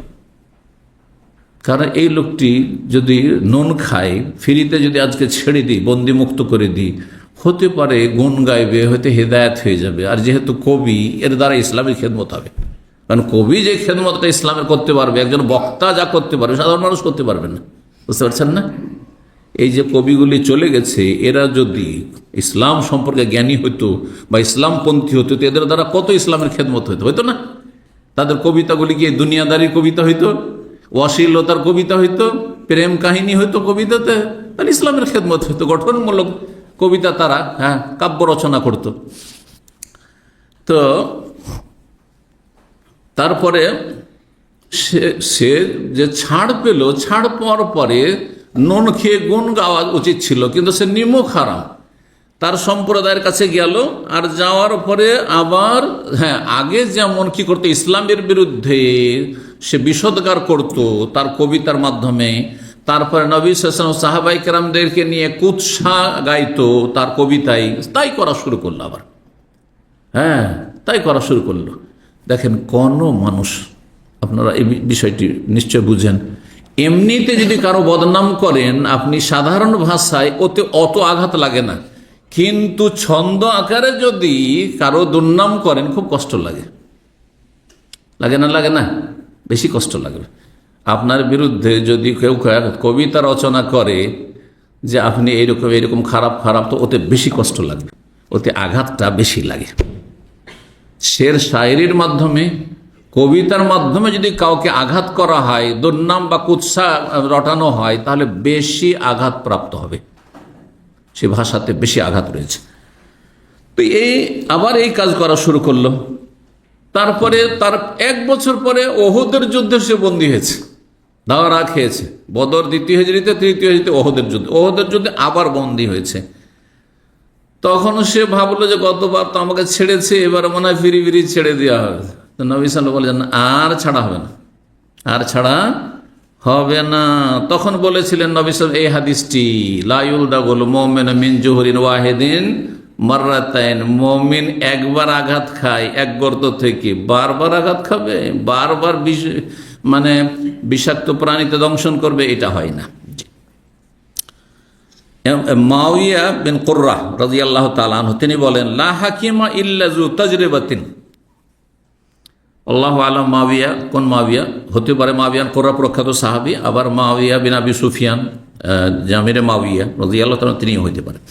বলছেন লা হাকিমা, এটিও খুব জ্ঞানী গণীদের কথা, লা হাকিমা ইল্লা যু তাজরিবাতিন, অভিজ্ঞতা ছাড়া। তাজরিবা মানে হচ্ছে এক্সপিরিয়েন্স, অভিজ্ঞতা। এই কথাটি এখনো ব্যবহার হয়। আপনি কোনো জায়গায় কাজের জন্য গেছেন, চাকরির জন্য, তো বলছে তোমার কোনো এক্সপিরিয়েন্স আছে? আরবিতে কি বলে? খিবরাও বলে আর তাজরিবাও বলে, জি দুটো। তো লা হাকিমা কোন এতে রেওয়ায়েতে এসছে, আর কোনো লা হালিমা এসছে। হাকিম মানে প্রজ্ঞাবান, জ্ঞানী। হাকিম কাকে বলে? যার মধ্যে হেকমত রয়েছে, মানে প্রজ্ঞা রয়েছে। বাংলা প্রজ্ঞা বলা হেকমতে। আর হালিম মানে হচ্ছে সহনশীল হওয়া, যে সহনশীল, যে কষ্ট সহ্য করতে পারে, কষ্ট বরদাস্ত করতে পারে, তাকে হালিম বলা হয়। আল্লাহর নাম হাকিমও আর আল্লাহর নাম হালিমা, 99টি নামের মধ্যে আছে না নেই? হালিম আর হাকিম, আল্লাহু আলিমুন হাকিম। হ্যাঁ, আর হালিমও কোরআনে কারিমে রয়েছে রব্বুল আলামিনের নাম। তো যদি লা হাকিমা পড়া হয় তাহলে কি অর্থ হবে? অভিজ্ঞতা ছাড়া প্রজ্ঞাবান হতে পারে না মানুষ। জ্ঞানী গুণী কখন হয়? হ্যাঁ, যখন মানুষের দীর্ঘ এক্সপিরিয়েন্স, অভিজ্ঞতা হয়। আমরা নিজের জীবনের কথা বলছি, আমাদের জীবনে যে কত একটা পরিবর্তন এসেছে। এখন যে অবস্থায় আছি, আজকে থেকে 10 বছর আগের বক্তব্যে তো ছিলাম, তার আগের বক্তব্য শুনে দেখেন, তার আগের কথাবার্তা শুনে দেখেন, অনেক পার্থক্য অবশ্যই আছে। তারপরে চলাফেরার ক্ষেত্রে মানুষের একসময় ওই হিকমত, ওই প্রজ্ঞা ছিল না যে মানুষের সাথে কি টেকনিকে চলাফেরা করতে হবে, মানুষের সাথে কি আচরণ করতে হবে। হ্যাঁ, যৌবনকালে ভাবতাম যে ও খারাপ ব্যবহার করবে, আমি কেন তার সাথে ভালো ব্যবহার করব? হ্যাঁ, হয়তো ভাবতাম আমরা, কিন্তু এখন সেটা ভাবি না। কেন? অভিজ্ঞতা বলছি যে খারাপের সাথে ভালো আচরণ দিয়ে খারাপকে দূর করো, তাহলে সে ঘনিষ্ঠ বন্ধু হয়ে যাবে। কোরআনের কথা বুঝতে পারছেন না? তারপর এর প্রশিক্ষণ নিতে সময়ও লাগে। অনেক সময় জানার পর আমল করা সম্ভব হয় না। জানার পরেও জানছি, হয়তো পরে না কি জানতাম না, এটা আজকে 20 বছর আগে, 30 বছর আগেও জানতাম, কিন্তু ফাইজাল্লাযী ইদফা বিল্লাতি আহসান, ভালো বেশি ভালো দিয়ে মন্দকে দূর করো। কিন্তু তখন হয়তো ওইভাবে আমরা সব ক্ষেত্রেই, এলমের ক্ষেত্রে, আমলের ক্ষেত্রে, মানুষের সাথে চলাফেরার ক্ষেত্রে, ভালো মন্দ বিভিন্ন স্তরে মানুষের সাথে চলাফেরার টেকনিকের ক্ষেত্রে লা হাকিমা, প্রজ্ঞাবান তখনই হতে পারে যখন মানুষের অভিজ্ঞতা বাড়ে। যত বেশি এক্সপিরিয়েন্স, অভিজ্ঞতা বাড়বে, তত বেশি জ্ঞানী প্রজ্ঞাবান হতে পারবে। আর হালিম যদি পড়েন তাহলে কি অর্থ হবে? হ্যাঁ, অভিজ্ঞতা ছাড়া কি হতে পারে না? সহনশীলতা আসতে পারে না। দেখেন, যুবকরা বা যত বয়স কম, অল্প বয়সী, তত বেশি অধৈর্য। হ্যাঁ, আরে এরকম করলো, মেনে নিতে পারি না আমি। কিন্তু মুরব্বী মানুষ, বয়স্ক মানুষ, যাদের দীর্ঘ অভিজ্ঞতা রয়েছে, না, তার মধ্যে দূরদর্শিতা, অনেক দূরদর্শিতা। হ্যাঁ, সে আবেগ দিয়ে অনেক দূর থেকে চিন্তা করবে, যদি আমি এই অ্যাকশনটি নিই, এর পরিণামটা কত দূর গিয়ে পৌঁছিতে পারে। এটা একজন যুবক মানুষ চিন্তা করবে না, হয়তো অল্প জ্ঞানী মানুষ চিন্তা করবে না। তাই বলছেন লা হালিমা ইল্লা যু তাজরিবাতিন, যদি পড়েন অভিজ্ঞতা ছাড়া সহনশীলতা আসে না। 6133 নম্বর হাদিস বর্ণনা করেছেন আবু হুরায়রা রাদিয়াল্লাহু তাআলা আনহু। তিনি বলেন, নবী সাল্লাল্লাহু আলাইহি ওয়াসাল্লাম বলেছেন, লা ইউলদাকুল মুমিনু মিন জুহরিন ওয়াহিদিন মাররাতাইন, কোন মুমিন মুসলিমকে এক গর্ত, জোহর সাপের গর্ত, বিচ্ছুর গর্ত, এইসব গর্ত, এক গর্ত থেকে 2 বার দংশন করা যেতে পারে না। একবার দংশন করলে সাবধান হয়ে যাবে যে না রে, এখানে সাপ আছে, না রে এখানে শত্রু আছে, এই লোক খারাপ, হ্যাঁ এই লোক খুব খারাপ, একে সাবধান।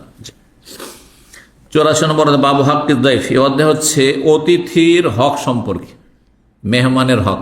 আমাদের হকের ওপর 20টির বেশি আলোচনা আছে, ধারাবাহিক বিষয়ভিত্তিক আলোচনা গত বছর আমরা করেছি। 20-এর বেশি অধিকার নিয়ে আল্লাহর হক থেকে শুরু করেছি, রসুলের হক, আর তার কোরআনের হক, আর মা বাবার হক, এই করতে করতে করতে এমন কোনে আমার মনে হয় ছাড় নেই, সবগুলি করা হয়েছে। মালিকের হক, তারপরে চাকর নকরের হক, শাসকের হক, প্রজার হক, দেশবাসীর হক, সবগুলি আছে। জি, তার মধ্যে অতিথির হক আছে, অতিথি আর মুসাফিরের হক, তাদের হকের কথা আছে। এই আলোচনাগুলি যদি একটা কিতাবের আকারে চলে আসে তো বিশাল একটি এই বিষয়ে হকের ওপর, মানুষের রাইটস, মানুষের হকের ভাবে ভিন্ন স্তরের মানুষের রবের হকের ক্ষেত্রে অত্যন্ত গুরুত্বপূর্ণ বিষয়গুলি হবে। কারণ এতে আমি কোরআন এবং হাদিস থেকে প্রত্যেকটি বিষয়ে দলিল কালেক্ট করার চেষ্টা করেছি, আল্লাহ যেন কবুল করেন।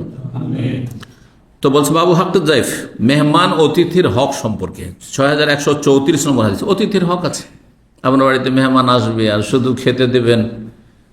অনেক পয়সাওয়ালারা কাজের মেয়েকে পাঠিয়ে দেখে দিয়ে কাজের মেয়েটা খেতে দিয়ে চলে আসো, খাবার দিয়ে চলে আসো, বা কাজের ছেলে চাকর আছে ও খাবার দিয়ে চলে আসলো, হয়ে গেল, হক আদায় হয়ে গেল।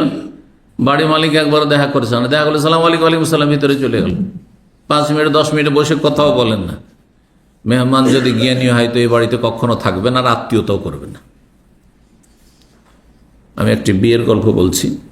একজন সচ্ছল পরিবার, এরাও সচ্ছল কিন্তু অত বড় ধনী না, কিন্তু এরা স্বপ্ন দেখলো যে অনেক বড় পয়সাওয়ালার ঘর থেকে প্রস্তাব এসেছে, অনেক বড় কোম্পানির মালিক। তো ওদের বাড়ি থেকে ছেলে পক্ষ হচ্ছে এরকম বিশাল কোম্পানির মালিক, আর মেয়ে পক্ষ সাধারণ ধনী মানুষ, মানে সচ্ছল পরিবার। তো এই অফার পেয়ে ওরা আর দেখা দেখে নেই, বিয়ে দিয়ে দিল। আর তারপরে বরযাত্রী গিয়েছে, আমি ছিলাম না কিন্তু ঘটনা যারা ছিল তাদের কাছ থেকে শুনে বলছি, কাছের লোকেরাই ছিল সেই বিয়েতে। বরযাত্রী গিয়েছে তো বাড়ির মালিকরা, না মালিক আসল মালিক, না তার ছেলেরা, যে ছেলে বিয়ে করছে তার ভাইরা, কেউ দেখা করতে আসেনি। বরযাত্রীকে খাওয়াইছে কারা? তাদের যতগুলি চাকর নকর আমলা রয়েছে সব তারাই খাওয়িয়েছে, কাজের ছেলে কাজের মেয়ে। আর তাদের মধ্যে একজন মৌলানা সাহেব গিয়েছেন, আর কাজের মেয়ে সামনে খাবার দিতে পরিবেশন করতে চলে আসছে। এই হলো অবস্থা। তারপরে তখন তাদের আক্ষেপের শেষ নেই যে হাই কি করলাম। এটাই অনেক পার্থক্য, বিয়ে শাদী দিতে হয় না, সমতার খেয়াল রাখতে হয়। এত পার্থক্য, বিশেষ করে মেয়ে যদি দেন অনেক ধনী ঘরে তো আপনাকে ফকির মনে করবে, ছোট লোক মনে করবে। আর সব সময় খোটা দিও আপনার মেয়েকে যে তোর বাবার তো খেতে ছিল না, খা খুব ভালো করে, কথা বুঝতে পারছেন না, কখনো সুখ শান্তি পাবেন আপনার মেয়ে। এগুলো অনেক ভাইরা বুঝে না, মনে করে আমার মেয়েকে একটা ধনী অনেক পয়সাওয়ালার পরিবারে দিতে পেরেছে। না, ভুল কাজ এটি। বরং জ্ঞানী মানুষ, আপনি যেই স্ট্যাটাসে আছেন, যেই মানের আপনি সচ্ছল, তার চাইতে একটু নিম্ন মানের পরিবারে আপনার মেয়েকে দেবেন, সম্মান পাবে তখন। যে না, আমার শ্বশুর সাহেব সচ্ছল মানুষ, ভালো মানুষ, তখন বলবে। আর না হলে সবসময় মনে করেন নিচু দৃষ্টিতে দেখবে, এটা তো কিছুই না আমাদের কাছে। কথা বুঝতে পারছেন না? অহংকারে ফেটে পড়বে। তো এগুলি অভিজ্ঞতার কথা বলছিলাম। অভিজ্ঞতার মাধ্যমে মানুষ প্রজ্ঞাবান হয়, অভিজ্ঞতার মাধ্যমে মানুষ সহনশীল হয়। যে বরদাস্ত না করলে, অভিজ্ঞতা বলে বরদাস্ত না করলে ঠেলা পেতে হবে। একটু মৃত্যুদণ্ডের কথা বলেছিলাম, কেসাসের কথা বলেছিলাম, এখানে সিহাতে হয়েছিল। আমি সরাসরি যখন কেসাস হয় তখন অনুবাদী ছিলাম কাজীর সাথে, দামামেরি কাজী ছিলেন একজন, শেখ জাহুল্লাহ খের। তো উনি আমাকে ছাড়লেন একবার শেষ পর্যন্ত, কলমা পড়া পর্যন্ত। মাত্র 2000 রিয়াল বেতন বাকি ছিল, মাত্র 2000 রিয়াল বেতন বাকি ছিল। কাজী বলে মাত্র 2000-এর জন্য তোমার জীবনটা আজকে যাচ্ছে, যদি একটু ধৈর্য ধরে নিতে। ও হারামখোর দিল না, দুনিয়াতে খুন হলো তোমার, কিন্তু তুমি 2000 জন, তোমার যে জীবনটা চলে গেল। কিন্তু এখানে যদি তুমি সহনশীল হয়ে যেতে, সহনশীল মানুষ কখন হয়? যখন অভিজ্ঞতা, এই যে অভিজ্ঞতাগুলি, যে কারো প্রাণ গেছে 500 রিয়ালের জন্য, কারো সামান্য একটু কথার জন্য, কারো একটা প্যাসেঞ্জার নিয়ে মারামারি 2 ট্যাক্সিওয়ালাতে, কথা বলতে পেরেছেন। আর 2 মোল্লার শুনবেন, এই মসজিদের বেদাতি মোল্লাগুলো যে থাকে, দুই মোল্লা দুইজনে মাদ্রাসার মিশওয়ার করে, মিশওয়ার বুঝবেন তো আপনারা? হ্যাঁ, কিন্তু বাইরের তো লোকেরা বুঝবে না, সেই জন্য এটা বাংলায় বলতে হবে। এরা ওই ভাড়া মারে, হ্যাঁ, স্কুলের ছাত্র ছাত্রীদেরকে, দুইজনে এখানে এদিকে থাকতো দামামে, আর তারপরে দুইজনে সামান্য কিছু বিষয় নিয়ে টাকা পয়সার ঝগড়া অথবা কোনো একটা ঝগড়া নিয়ে ঝগড়া হয়েছে দুইজন, আর রাগারাগি করে একজন রাগ বরদাস্ত না করতে পারে গিয়ে ওর গাড়িতে আগুন লাগিয়ে দেয়। যেমন গাড়িতে আগুন লাগছে, ও গিয়ে ওর গাড়িতে আগুন লাগিয়ে দিয়েছে, দুটোই গাড়ি জ্বলে শেষ। আর তারপর দুইজনকে পুলিশ ধরে নিয়ে গিয়ে দুইজনকে বাংলাদেশ, গাড়ি শেষ বাংলাদেশ। কথা বুঝতে পারছেন? এই যে লা হাকিমা লা হালিমা ইল্লা যু তাজরিবা, এইগুলো হচ্ছে এক্সপিরিয়েন্স, যে আমার দশাটা এমন না হয়, আমি সহ্য করে নিলাম, গাল খেয়ে সহ্য করে নিলাম, অনেক ভালো। এটা মার খেয়ে সহ্য করে নিলাম, অনেক ভালো। আল্লাহ হেফাজত করুন। 84 নম্বর অধ্যায় বলছেন বাবু হাক্কিজ যাইফ। এ অধ্যায় হচ্ছে অতিথির কি সম্পর্কে, হক সম্পর্কে বলছিলাম না? এ হাদিস শেষ করিনি তো, এ হাদিস শুরু করা হয়নি তো, আগের হাদিসে চলে গেছে। আবার আব্দুল্লাহ বিন আমর বিন আস রাদিয়াল্লাহু তাআলা বর্ণনা করছেন, তিনি বলেন দাখালা আলাইয়া রাসূলুল্লাহ, রাসূলুল্লাহ একদিন আমার কাছে প্রবেশ করলেন। আব্দুল্লাহ বিন আমর বিন আস এই সাহাবী বড়ই ধার্মিক ছিলেন, মানে ধার্মিকতায় নফল ইবাদত বন্দেগীতে তিনি একবারে সীমা ছড়িয়ে গেছিলেন। আর বার্ধক্যে গিয়ে যখন তিনি খুব অসুস্থ হয়ে পড়লেন, না দৃষ্টিশক্তি চলে গেল, তখন আক্ষেপও করেছেন। এবাদত, নফল এবাদতে একটা সীমা আছে। আমাদের ছাত্র ভাইজন ছিলেন এখানে, রাত্রে 2 থেকে 3 ঘন্টা তাহাজ্জুদ পড়তেন। আল্লাহ তাআলা নেক আমল কবুল করুন। খুব কাছের মানুষ ছিলেন, এটা খুব ভালো দিক। কিন্তু দার্সে একটিও দার্স মিস করতেন না, এসে বসে থাকতেন, আর প্রত্যেকটা দার্সে ঘুমাইতেন। বুঝতে পারছেন? এটা আপনার নফল ইবাদতের ব্যালেন্স না, এটা ব্যালেন্সলেস হয়ে যাও। কারণ এলেম শিখার গুরুত্ব আপনার তাহাজ্জুদের চাইতে অনেক বেশি। এই এলেম দিয়ে আপনি জাতির উপকার করতে পারবেন, কিন্তু আপনার তাহাজ্জুদ দিয়ে আপনার উপকার করবে, জাতির কোনো উপকার হবে না। বুঝতে পেরেছেন? হ্যাঁ, এই জন্য এলেমের গুরুত্ব বেশি। আচ্ছা, তারপরে তাকে কয়েকবার বুঝিয়েছি। আচ্ছা, রোজা সুবহানাল্লাহ, এই আরবের গরমের কালে, এই যে গ্রীষ্মকালেও সোমবার বৃহস্পতি কখনো রোজা ছাড়তো না। আচ্ছা, তার গাড়ির সাথে গাড়িতে কোনো এসিও ছিল না, কতবার নিষেধ করেছি, পারিনি, ও রোজা রাখবে কষ্ট করে। বুঝতে পারছেন? আচ্ছা, এখানে ঘুমাচ্ছেন তো আপনি কাজীগত ঘুম হতে পারে, তারপরে যখন রাত্রে ঘুমের ঘাটতি হয়েছে তখন আপনি গাড়ি চালাতে গিয়ে অ্যাক্সিডেন্টও করে দিতে পারেন, নিজেরও ক্ষতি করলেন, আপনি কোম্পানিরও ক্ষতি করলেন, ঠিক না?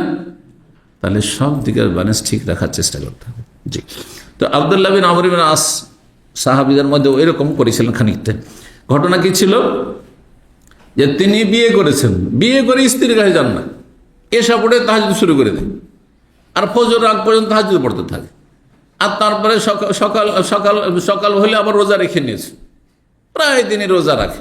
নতুন বউ, তো তার বউ যে উম্মুদ দারদা, মানে আব্দুল্লাহ বিন আমরের ঘটনা এটি। আর একটি ঘটনা উম্মুদ দারদার কথা আসছে, তার ঘটনা তো এরকমই রয়েছে। তো কাছাকাছি এই আবু দারদার ঘটনা আর আব্দুল্লাহ বিন আমরের ঘটনা একই রকমের। নবী সাল্লাল্লাহু আলাইহি ওয়াসাল্লাম এদেরকে কঠোরভাবে নিষেধ করলেন যে এইভাবে বন্দি করতে হবে না, যাতে অন্য হকগুলি নষ্ট হয়। একটি হক আদায় করলেন বেশি করে, আল্লাহর হক বেশি নফল দিয়ে আদায় করতে গিয়ে মানুষের হক নষ্ট করে দিলেন, স্ত্রীর হক নষ্ট করে দিলেন, ছেলেমেয়ের হক নষ্ট করে দিলেন আপনি, মালিকের হক, কফিলের হক নষ্ট করে দিলেন আপনি, হ্যাঁ, শরীরের হক নষ্ট করে দিলেন, চলবে না। সব কিছুর হক রয়েছে। এই হাদিসটা পড়ি, ওটাও হাদিস আসছে হয়তো। বলছেন আমার কাছে রাসূলুল্লাহ সাল্লাল্লাহু আলাইহি ওয়াসাল্লাম প্রবেশ করলেন, এসে বললেন খবর পৌঁছে গেছে যে সারা রাত জাগে, তাহাজ্জুদ পড়ে, আর দিনে সিয়াম পালন করে। আলাম ওখবার, তুমি কি মনে করছো আমাকে খবর দেওয়া হয়নি যে আন্নাকা তাকুমুল্লাহ, তুমি সারা রাত কিয়াম করছো, তাহাজ্জুদ পড়ছো, ওয়া তাসুমুন নাহার, আর সারাদিন তুমি রোজা রাখছো, মানে সবসময় তুমি সর্বদাই রোজা রাখছো। বলতো বালা, হ্যাঁ ইয়া রাসূলুল্লাহ, কথা ঠিক। তাহলে অভিযোগ পৌঁছে গেছে নবী সাল্লাল্লাহু আলাইহি ওয়াসাল্লাম কাছে। কালা ফালা তাফাল, এই কাজটি করিও না, ডেলি রোজা, ডেলি তাহাজ্জুদ, এই আর লম্বা সারা রাত তাহাজ্জুদ, এটা চলবে না। ডেলি তাহাজ্জুদ পড়েন, কিন্তু আপনার অবস্থা বুঝে ব্যবস্থা, কাজ কামানাই পড়েন না 2-3 ঘন্টা 4 ঘন্টা, অসুবিধা কি? কিন্তু যখন ডিউটি আছে, ডিউটিটা ঠিক রেখে তারপরে, হ্যাঁ জি। ছোট রাত বড় রাতের পার্থক্য রয়েছে, ওটাও খেয়াল রাখতে হবে আপনাকে। বললেন এই কাজ করিও না, কি করো? কুম, তুমি তাহাজ্জুদ পড়ো, ওয়ান্নাম, ঘুমাও রাতে, অসম, সিয়ামও পালন করো, রোজাও রাখো, আফতের, আর দিনে পানাহারও করো, কখনো কখনো রোজা রাখো, কখনো পানাহার করো। কেন? ফাইনালে জাসাদিকে আলিকে হাক্কান, কারণ তোমার দেহের তোমার উপর হক রয়েছে, শরীরের হক রয়েছে। শরীরকে আরামে রাখতে হবে। যখন আপনার ঘুম কম হবে তখন চোখে জ্বালা করবে, হ্যাঁ, চোখে কষ্ট হবে, চোখে পানি আসবে, আর শরীরটা ক্লান্ত ক্লান্ত ভাব হবে। জি, ওয়াইনালে আইনে কালে কাহাকান, তোমার চোখের হক রয়েছে তোমার ওপর। ওয়াইনালে জৌরে কালে কাকান, তোমার মেহমানদের হক রয়েছে, মেহমানকে সময় দিতে হবে তাহলে। জি, ওয়াইনালে জৌজে কালে হাক্কান, তোমার স্ত্রী তোমার উপর হক রয়েছে। ওয়াইনাকা, শোনো, আসাইয়া তুলাবেকা অমরুন, হতে পারে তোমার বয়স দীর্ঘায়িত হবে, আয়ু দীর্ঘায়িত হবে, আর সত্যি দীর্ঘায়িত হয়েছিলেন। যদি আয়ু দীর্ঘায়িত হয় আর এভাবে কঠোর পরিশ্রম করে এই যৌবনকাল ইবাদতবন্দি করো, তো এর একটা পার্শ্ব প্রতিক্রিয়া রয়েছে, সাইড এফেক্ট। সেটা হচ্ছে যে বার্ধক্য গিয়ে তুমি অচল হয়ে পড়বে, অথবা তোমার দৃষ্টিশক্তি চলে যাবে, তখন অসহায় হয়ে যাবে, নিজে হাঁটা চলা করতে পারবে না, হ্যাঁ, পরনির্ভরশীল হয়ে যাবে। বলছে ওয়াইনামিন হাসবিকা, তোমার জন্য যথেষ্ট হচ্ছে আন্তাসুমিন করলে শাহরিন সালাসা, প্রত্যেক মাসে 3টি সিয়াম পালন করো, যথেষ্ট। এই ক্ষেত্রে 13, 14, 15 হাদিস রয়েছে, যদিও হাদিস কেউ কেউ আপত্তিকর বলেছেন, কিন্তু তাই আমি বিজয় রোজা রাখা যেতে পারে 13, 14, 15 চাঁদের তারিখে। আর সহি হাদিস হচ্ছে গোটা মাসের মধ্যে যে কোনো দিন আপনি রাখতে পারেন 3টি রোজা, যখন সুবিধা হয়, তাতেও সমান সব পেয়ে যাবেন, মানে 3 10 30 সব পেয়ে যাবেন। কেন? ফাইন্না বেকুল্লে হাসানাতিন আশার আমসালিহা, প্রত্যেকটি নেকিতে 10 গুণ রয়েছে, তাহলে 3 রোজাতে 3 10 30, গোটা মাসের সব পেয়ে গেলেন আপনি। ফাজালিকা দাহরু কুল্লু, এইটাই সারা জীবনে রোজা রাখা হইলো, প্রত্যেক মাসে এমনটা করলে 11 মাস, আর রমজানে তো আছেই, হয়ে গেল 12 মাসের রোজা। কালা ফাসাদাতু, কিন্তু আমি কঠোরতা অবলম্বন করি, নবী সাল্লাল্লাহু আলাইহি ওয়াসাল্লাম নিষেধ করেছেন আর আমি কড়াকড়ি শুরু করি, না ইয়া রাসূলুল্লাহ আমি পারবো, আমি পারছি। ফাসুদ্দেদ আলাইয়া, তখন আমার জন্য আরো কঠিন করে দেওয়া হইলো, যেমন ছাড় চাইতে লাগলাম, আচ্ছা ঠিক আছে কর, আচ্ছা কর, আর একটু করো, আর একটু ছাড়। ফাকুল তো ফাইনি অতিকো গায়রা যালিকা, এর চাইতে বেশি পারবো। তখন নবী বলেন ফাসুম মিন কুল্লি জুমাতিন সালাসা, তাহলে প্রত্যেক সপ্তাহে 3টি রাখো, সপ্তাহে 2টি তো আছে, সোমবার বৃহস্পতিবার, আর একটি রাখো, সপ্তাহে 7 দিনের মধ্যে 3 দিন রাখো। কালা ফাসাদত, আমি কি করলাম? আরো কঠোরতা, না আরো পারবো। ফাসুদ্দেদ আলাই, আমার জন্য আরো কঠিন করে দেওয়া হলো পারমিশনের ক্ষেত্রে। ঠিক আছে পড়া, কুলতু ইন্নী অতিকো গায়রা যালিক, এর চাইতে বেশি পারবো। কালা ফাসুম সাওমা নবী ইল্লাহি দাউদ, আল্লাহর নবী দাউদ আলাইহিস সালামের সিয়াম, রোজা রাখো তাহলে। কুলতু ওমা সাওমা নবী ইল্লাহি দাউদ, আল্লাহর নবী দাউদ আলাইহিস সালামের সিয়াম কি ইয়া রাসূলুল্লাহ? কালা নিসফুদ্দাহরি, অর্ধেক জামানা, মানে 6 মাস রোজা, 6 মাস পানাহার, একটা না 6 মাস না, এক কানা ইয়াসুমু ইয়াওমান ওয়া ইফতিরু ইয়াওমান, একদিন সিয়াম আর একদিন ইফতার। এই করতে গিয়ে আপনার সোমবার বৃহস্পতিবার যদি না পড়ে তো যাই আসে না, কোনো অসুবিধা নেই, কোনো অসুবিধা নেই। কিন্তু যদি কেউ মনে করে যে আমি 6 মাস রোজা রাখবো, 6 মাসই, সেই জন্য এখন রবিবারে ধরেন পড়লো ধারাবাহিকভাবে, শুক্রবার একটা রোজা রাখলেন, শনিবার গ্যাপ, তারপরে রবিবার পড়ছে, হ্যাঁ, তো রবিবার না রেখে যদি মনে করেন সোমবার রেখে নেব, সেটা করতে পারেন। অথবা ধরেন আপনি শনিবারে পালা পড়েছে আপনার, একদিন পর একদিন করতে গিয়ে শনিবার রাখলেন, তারপরে রবিবার গ্যাপ, তাই না, সোমবার হইল। তো এইভাবে অনেক সময় হয় কি একসাথে পাশাপাশি দুটো, এটা উদাহরণ হচ্ছে না, কিন্তু এমন হতে পারে যে পাশাপাশি দুটো আপনার পড়ে যাচ্ছে, তাতে কোনো অসুবিধা নেই। যদি দুটো একসাথে রাখেন তাহলে 2 দিন বাদ দিয়ে দেন, এইভাবে করতে পারেন, এক কথায় যেটা বুঝাইতে চাইছি। তো সবচাইতে বেশি নফল রোজা যে অনুমতি রয়েছে নবী সাল্লাল্লাহু আলাইহি ওয়াসাল্লামের পক্ষ থেকে, সেটা হচ্ছে একদিন রোজা রাখা আর একদিন পানাহার করা। তারপরে সেটি উত্তম নয়, কারণ আপনার শরীর, আপনার পরিবার, আপনার অন্য যেসব দায়িত্ব রয়েছে সেগুলির দিয়ে লক্ষ্য রেখে অবস্থা বুঝে আপনাকে রোজা রাখতে হবে। কিন্তু সর্বর্ধে রাখতে পারে একজন যুবক মানুষ, আর গুনার খুব আশঙ্কা হচ্ছে, তাহলে সে রাখতে পারে। গুনাহ থেকে বাঁচার জন্য বিশেষ করে যুবকদেরকে রোজা রাখতে বলেছেন, অবিবাহিত অথবা বিবাহিত কিন্তু পরিবার সাথে নেই, প্রবাসী ইত্যাদি। 85 নম্বর অধ্যায় বলছে বাবু একরামের দাইফ। এই অধ্যায় হচ্ছে অতিথির সম্মান করা, অতিথিকে সম্মান করতে হবে। ওয়া খিদমাতিহি ইয়াহু বিনাফসিহি, এবং অতিথির সেবা যত্ন করা নিজ হস্তে।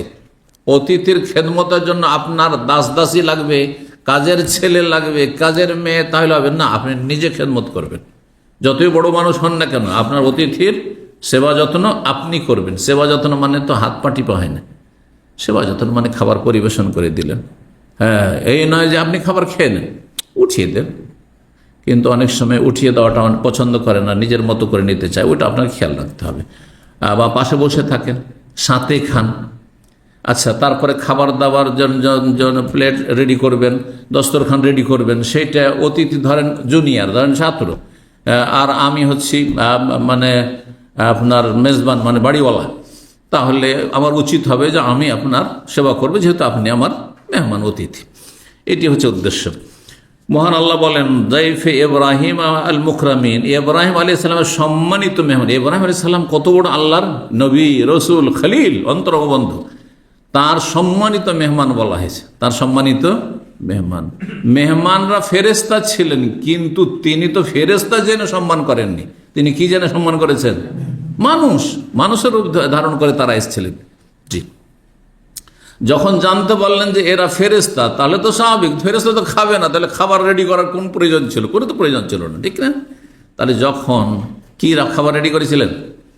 হ্যাঁ, মাত্র কয়েকজন ফেরেশতা, তার জন্য একটা গোটা বাছুর গরু, হ্যাঁ, একবারে ভুনা গরু। তাহলে ভুনা গোটা আপনার উঁট, এই আরবরা আজকালকার জামানায় খাচ্ছে এমন কথা নাই, বা এই যে গোটা গানাম, গোটা ছাগল, একবার আস্ত ছাগল একবার ভুনা সামনে রেখে দিচ্ছে। হ্যাঁ, এটা নতুন ইতিহাস না, এটা পুরাতন ইতিহাস। 5000 বছর আগে ইব্রাহিম আলাইহিস সালাম গোটা গরু একবার ভুনা করে নিয়ে চলে এসছে। এইভাবে আরবরা অতিথি পরায়ণ ছিল। সূরা জারিয়াতের আয়াত নম্বর 24। কালা আবু আব্দুল্লাহ, ইমাম বুখারী রাহিমাহুল্লাহ, এখানে হাদিসে এর আগে এসছে মেহমান অতিথির আরবি। অতিথিকে জাইফ বলা হয়, আর অতিথিকে জৌর বলা হয়, যে ওয়াইন্নালি জৌরিকা আলাইকা হাক্কান, আসছে না?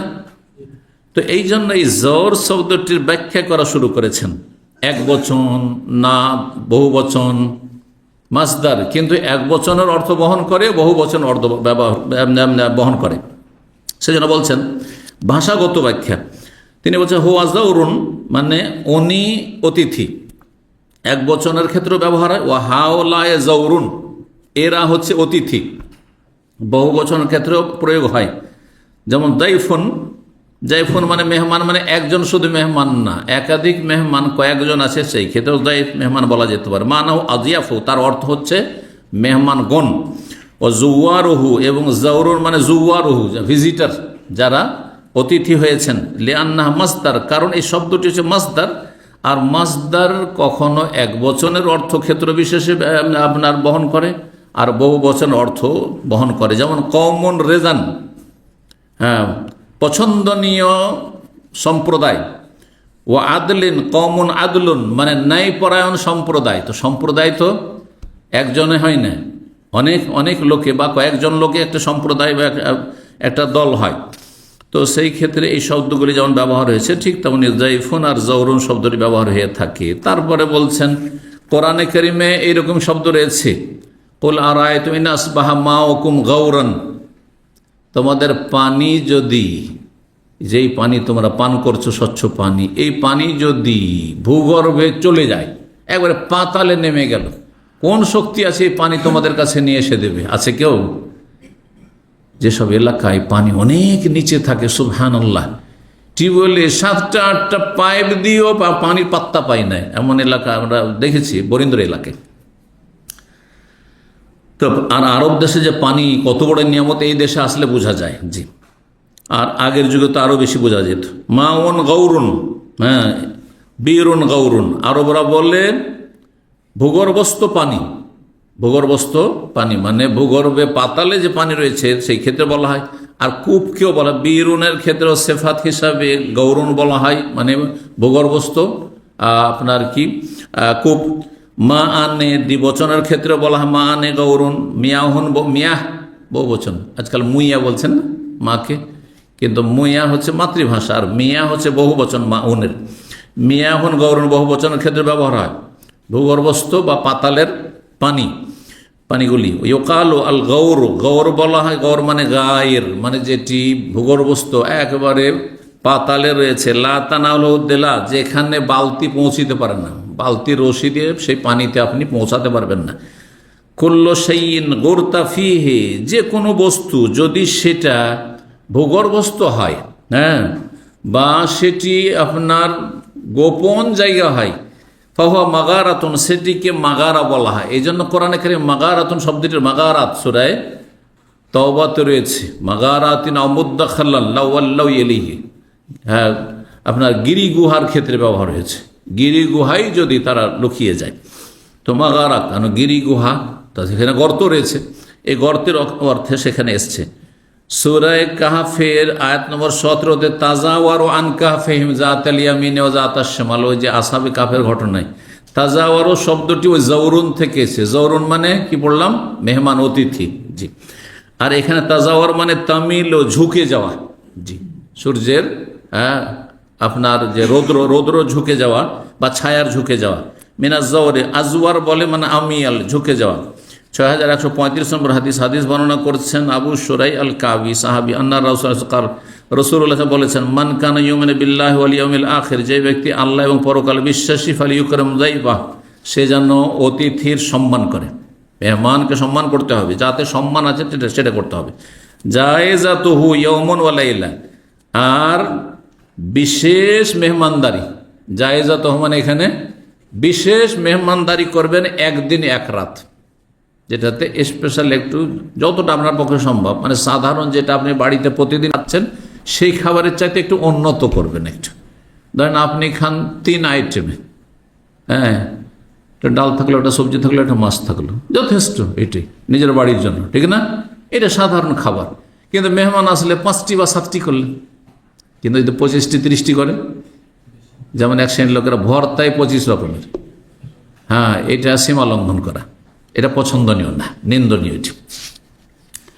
তো বলছেন একদিন মেহমানকে কিভাবে খাওয়াবেন, বিশেষ মেহমানদারি করবেন ভালো করে।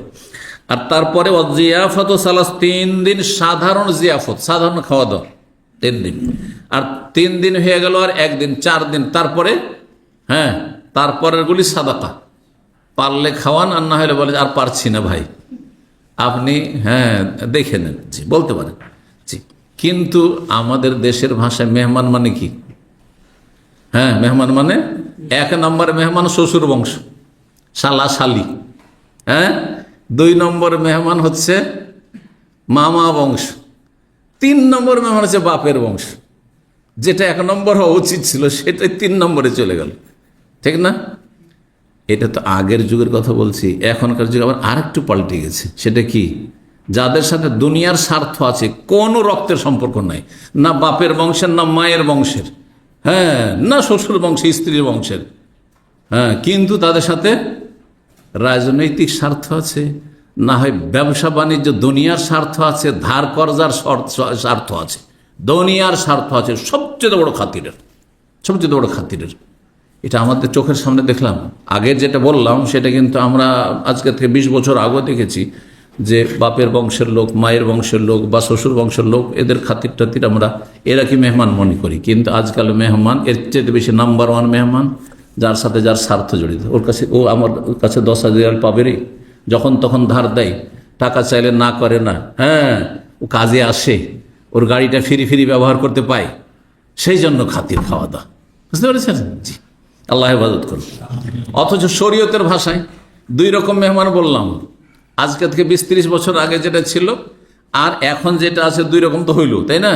এই দুটোই কিন্তু হ্যাঁ আপনার আসল ইসলামের ব্যাখ্যা নয় মেহমানের। ইসলামের ব্যাখ্যা কি? পরিচিত হোক আর অপরিচিত হোক, মুসলিম হোক আর অমুসলিম হোক, অজানা আগন্তুক ব্যক্তি এসেছে আর তার কাছে পয়সা নেই, অথবা পয়সা থাকলে সেখানে রেস্টুরেন্টের, হোটেল নেই, থাকার জায়গা নেই, খাওয়ার জায়গা নেই, তাহলে থাকতে দিতে হবে, খেতে দিতে হবে। এইটাই প্রাচীন যুগের আরবদের ইতিহাস। হ্যাঁ, ইসলামী জামানা তো এমনকি জাহিলি যুগেও অপরিচিত লোক এসেছে, তাদেরকে খাওয়াচ্ছে, বুঝছেন না? জি, এটা হচ্ছে ইসলামিক ব্যাখ্যা।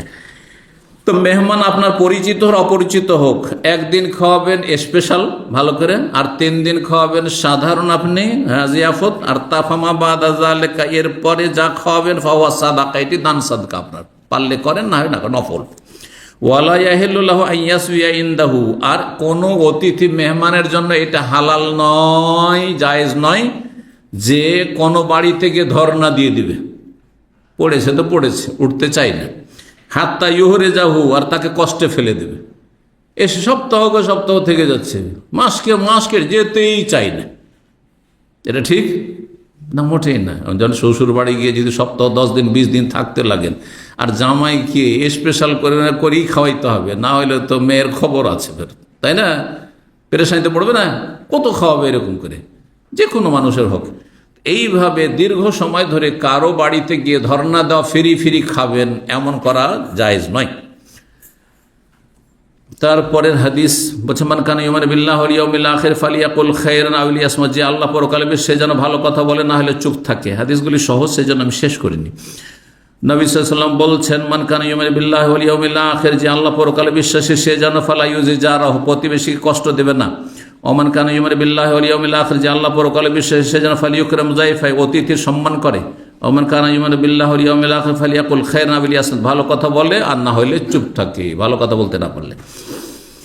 6137 নম্বর হাদিস বর্ণনা করছেন উকবা বিন আমির রাদিয়াল্লাহু তাআলা, তিনি বললেন, ইয়া রাসূলুল্লাহ ইন্নাকা তাবাসুনা, আপনি আমাদেরকে মাঝে মাঝে পাঠান বিভিন্ন জায়গায় দায়িত্ব দিয়ে, ফানানজিলু বিকওমিন, তারপরে এমন অঞ্চলের লোকদের কাছে আমরা অবতরণ করি, ফালা ইয়াকরুনানা, কিন্তু তারা আমাদের কি করে না, আতিথ্য করে না, মেহমানদারি করে না, খেতে দেয় না।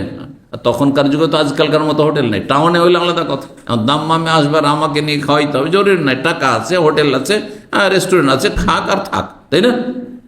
কিন্তু যদি আপনার পল্লী গ্রামে হয়, এখান থেকে 50 কিলোমিটার মরুভূমিতে কোন একজন মেহমান গিয়েছে, ওকে খেতে না দিত, না খেয়ে মরে যাবে, তাই না, কোথায় যাবে মরুভূমিতে, তখন খাওয়াইতে হবে, তখন বড় ফরজ। এই জন্য শহর, এর আগে এই ব্যাখ্যাগুলো বিস্তারিত বলেছি যে শহরের অবস্থা আজকাল পাল্টে গেছে, এমনকি গ্রামের অবস্থা পাল্টে গেছে। আজকাল আমাদের দেশে যে গ্রামগুলি বাজারের মতো হয়ে গেছে, সেখানেও আপনি রেস্টুরেন্টে পাবেন, সেখানেও খাওয়া দাওয়া পাবেন, দোকানপাট পাবেন, থাকার জায়গা না থাকলে থাকার জায়গা দিতে হবে। তা বলছেন যে আমরা এমন জায়গায় গিয়ে পৌঁছি এমন লোকদের কাছে যে তারা খেতে দিতে চায় না আমাদেরকে, মানে মেহমানদারি করে না। ফামা তারাফি, আপনার মতামত কি, আমরা কি জোর জবরদস্তি তাদের বাড়ি থেকে খেতে পারবো? খেতে না দিলে না খেয়ে মরতে হবে। ফাকালানা রাসূলুল্লাহ সাল্লাল্লাহু আলাইহি ওয়াসাল্লাম বললেন, ইন নাযালতুম বিকওমিন, কোন সম্প্রদায়ের কাছে তোমরা যদি অবতরণ করো, তারা তো কাফের সম্প্রদায়, ফাআমারু লাকুম বিমা ইয়ানবাগি লিযায়ফি, যতটা অতিথির জন্য উচিত ততটা যদি তারা দেয় নির্দেশ যে হ্যাঁ খাও দাও, তাহলে ফাকবালু, তাহলে নিয়ে নাও। স্বাভাবিক যদি সাধারণ খাবার দেয় খাও। ফাইন লাম ইয়াফল, সেটাও যদি না করে তো অনাহারে থাকবে না। ফাখুযু মিনহুম হাক্কা যায়ফি, মেহমান অতিথির মেহমানের যে হক রয়েছে সেটা তাদের কাছ থেকে নিয়ে নাও। আল্লাযী ইয়ানবাগি লাহুম, যতটা তাদের করা উচিত ছিল। যদি খেতে না দেয় তাহলে নিয়ে খান। এটা হচ্ছে গ্রাম অঞ্চলে যেখানে খাওয়া দাওয়ার কোনো ব্যবস্থা নেই, না খেয়ে থাকবেন, না আপনার বাড়ি থেকে দেবে, জি, জোর জবরদস্তি ন্যায্য অধিকার। জি। 6138 নম্বর হাদিস বর্ণনা করেছেন আবু হুরায়রা রাদিয়াল্লাহু তাআলা, নবী সাল্লাল্লাহু আলাইহি ওয়াসাল্লাম বলেন, মান কানা ইউমিনু বিল্লাহি ওয়াল ইয়াউমিল আখির, যে আল্লাহ পরকালে বিশ্বাসী, ফালিয়ুকরিম যায়ফা, সে যেন মেহমানের সম্মান করে। ওমান কানা ইউমিনু বিল্লাহি ওয়াল ইয়াউমিল আখির ফালিয়াসিল রাহিমাহু, এখানে অতিরিক্ত আরেকটা আসলে, যে আল্লাহ পরকালে বিশ্বাসী সে যেন আত্মীয়দের সাথে সুসম্পর্ক রাখে। আত্মীয় হচ্ছে বাবার বংশ আর মায়ের বংশ, এর আত্মীয়, এদের সাথে রাহিমের সম্পর্ক আছে, জরায়ুর সম্পর্ক আছে, বুঝতে পারছেন না, রাহিম মানে জরায়ু। আর শ্বশুর বংশ তারাও আত্মীয়, কিন্তু 3 নম্বর আত্মীয়, 1 নম্বর না, এবার বুঝতে পেরেছেন। বাবার বংশ, মায়ের বংশ, আর তারপরে শ্বশুর বংশ, তারাও আত্মীয় আমাদের দেশের ভাষায়, কিন্তু রাহিমের সম্পর্ক তাদের সাথে নেই। কিন্তু আপনার ছেলে মেয়েদের আছে, আপনার ছেলে মেয়েদের মামা, ছেলে মেয়েদের নানা, সুতরাং ওই দিক থেকে তাদের সাথে সদ্ব্যবহার অবশ্যই হতে হবে। জি। ওমান কানা ইউমিনু বিল্লাহি ওয়াল ইয়াউমিল আখির ফালিয়াকুল খায়রান আও লিয়াসমুত, যে আল্লাহ পরকালে বিশ্বাসী সে যেন ভালো কথা বলে, না হলে নীরব থাকে। এখানে আজকের আলোচনা শেষ করছি। জাযাকুমুল্লাহু খাইর। সুবহান রাব্বিকা রাব্বিল ইজ্জাতি আম্মা ইয়াসিফুন ওয়া সালামুন আলাল মুরসালিন ওয়াল হামদুলিল্লাহি রাব্বিল আলামিন।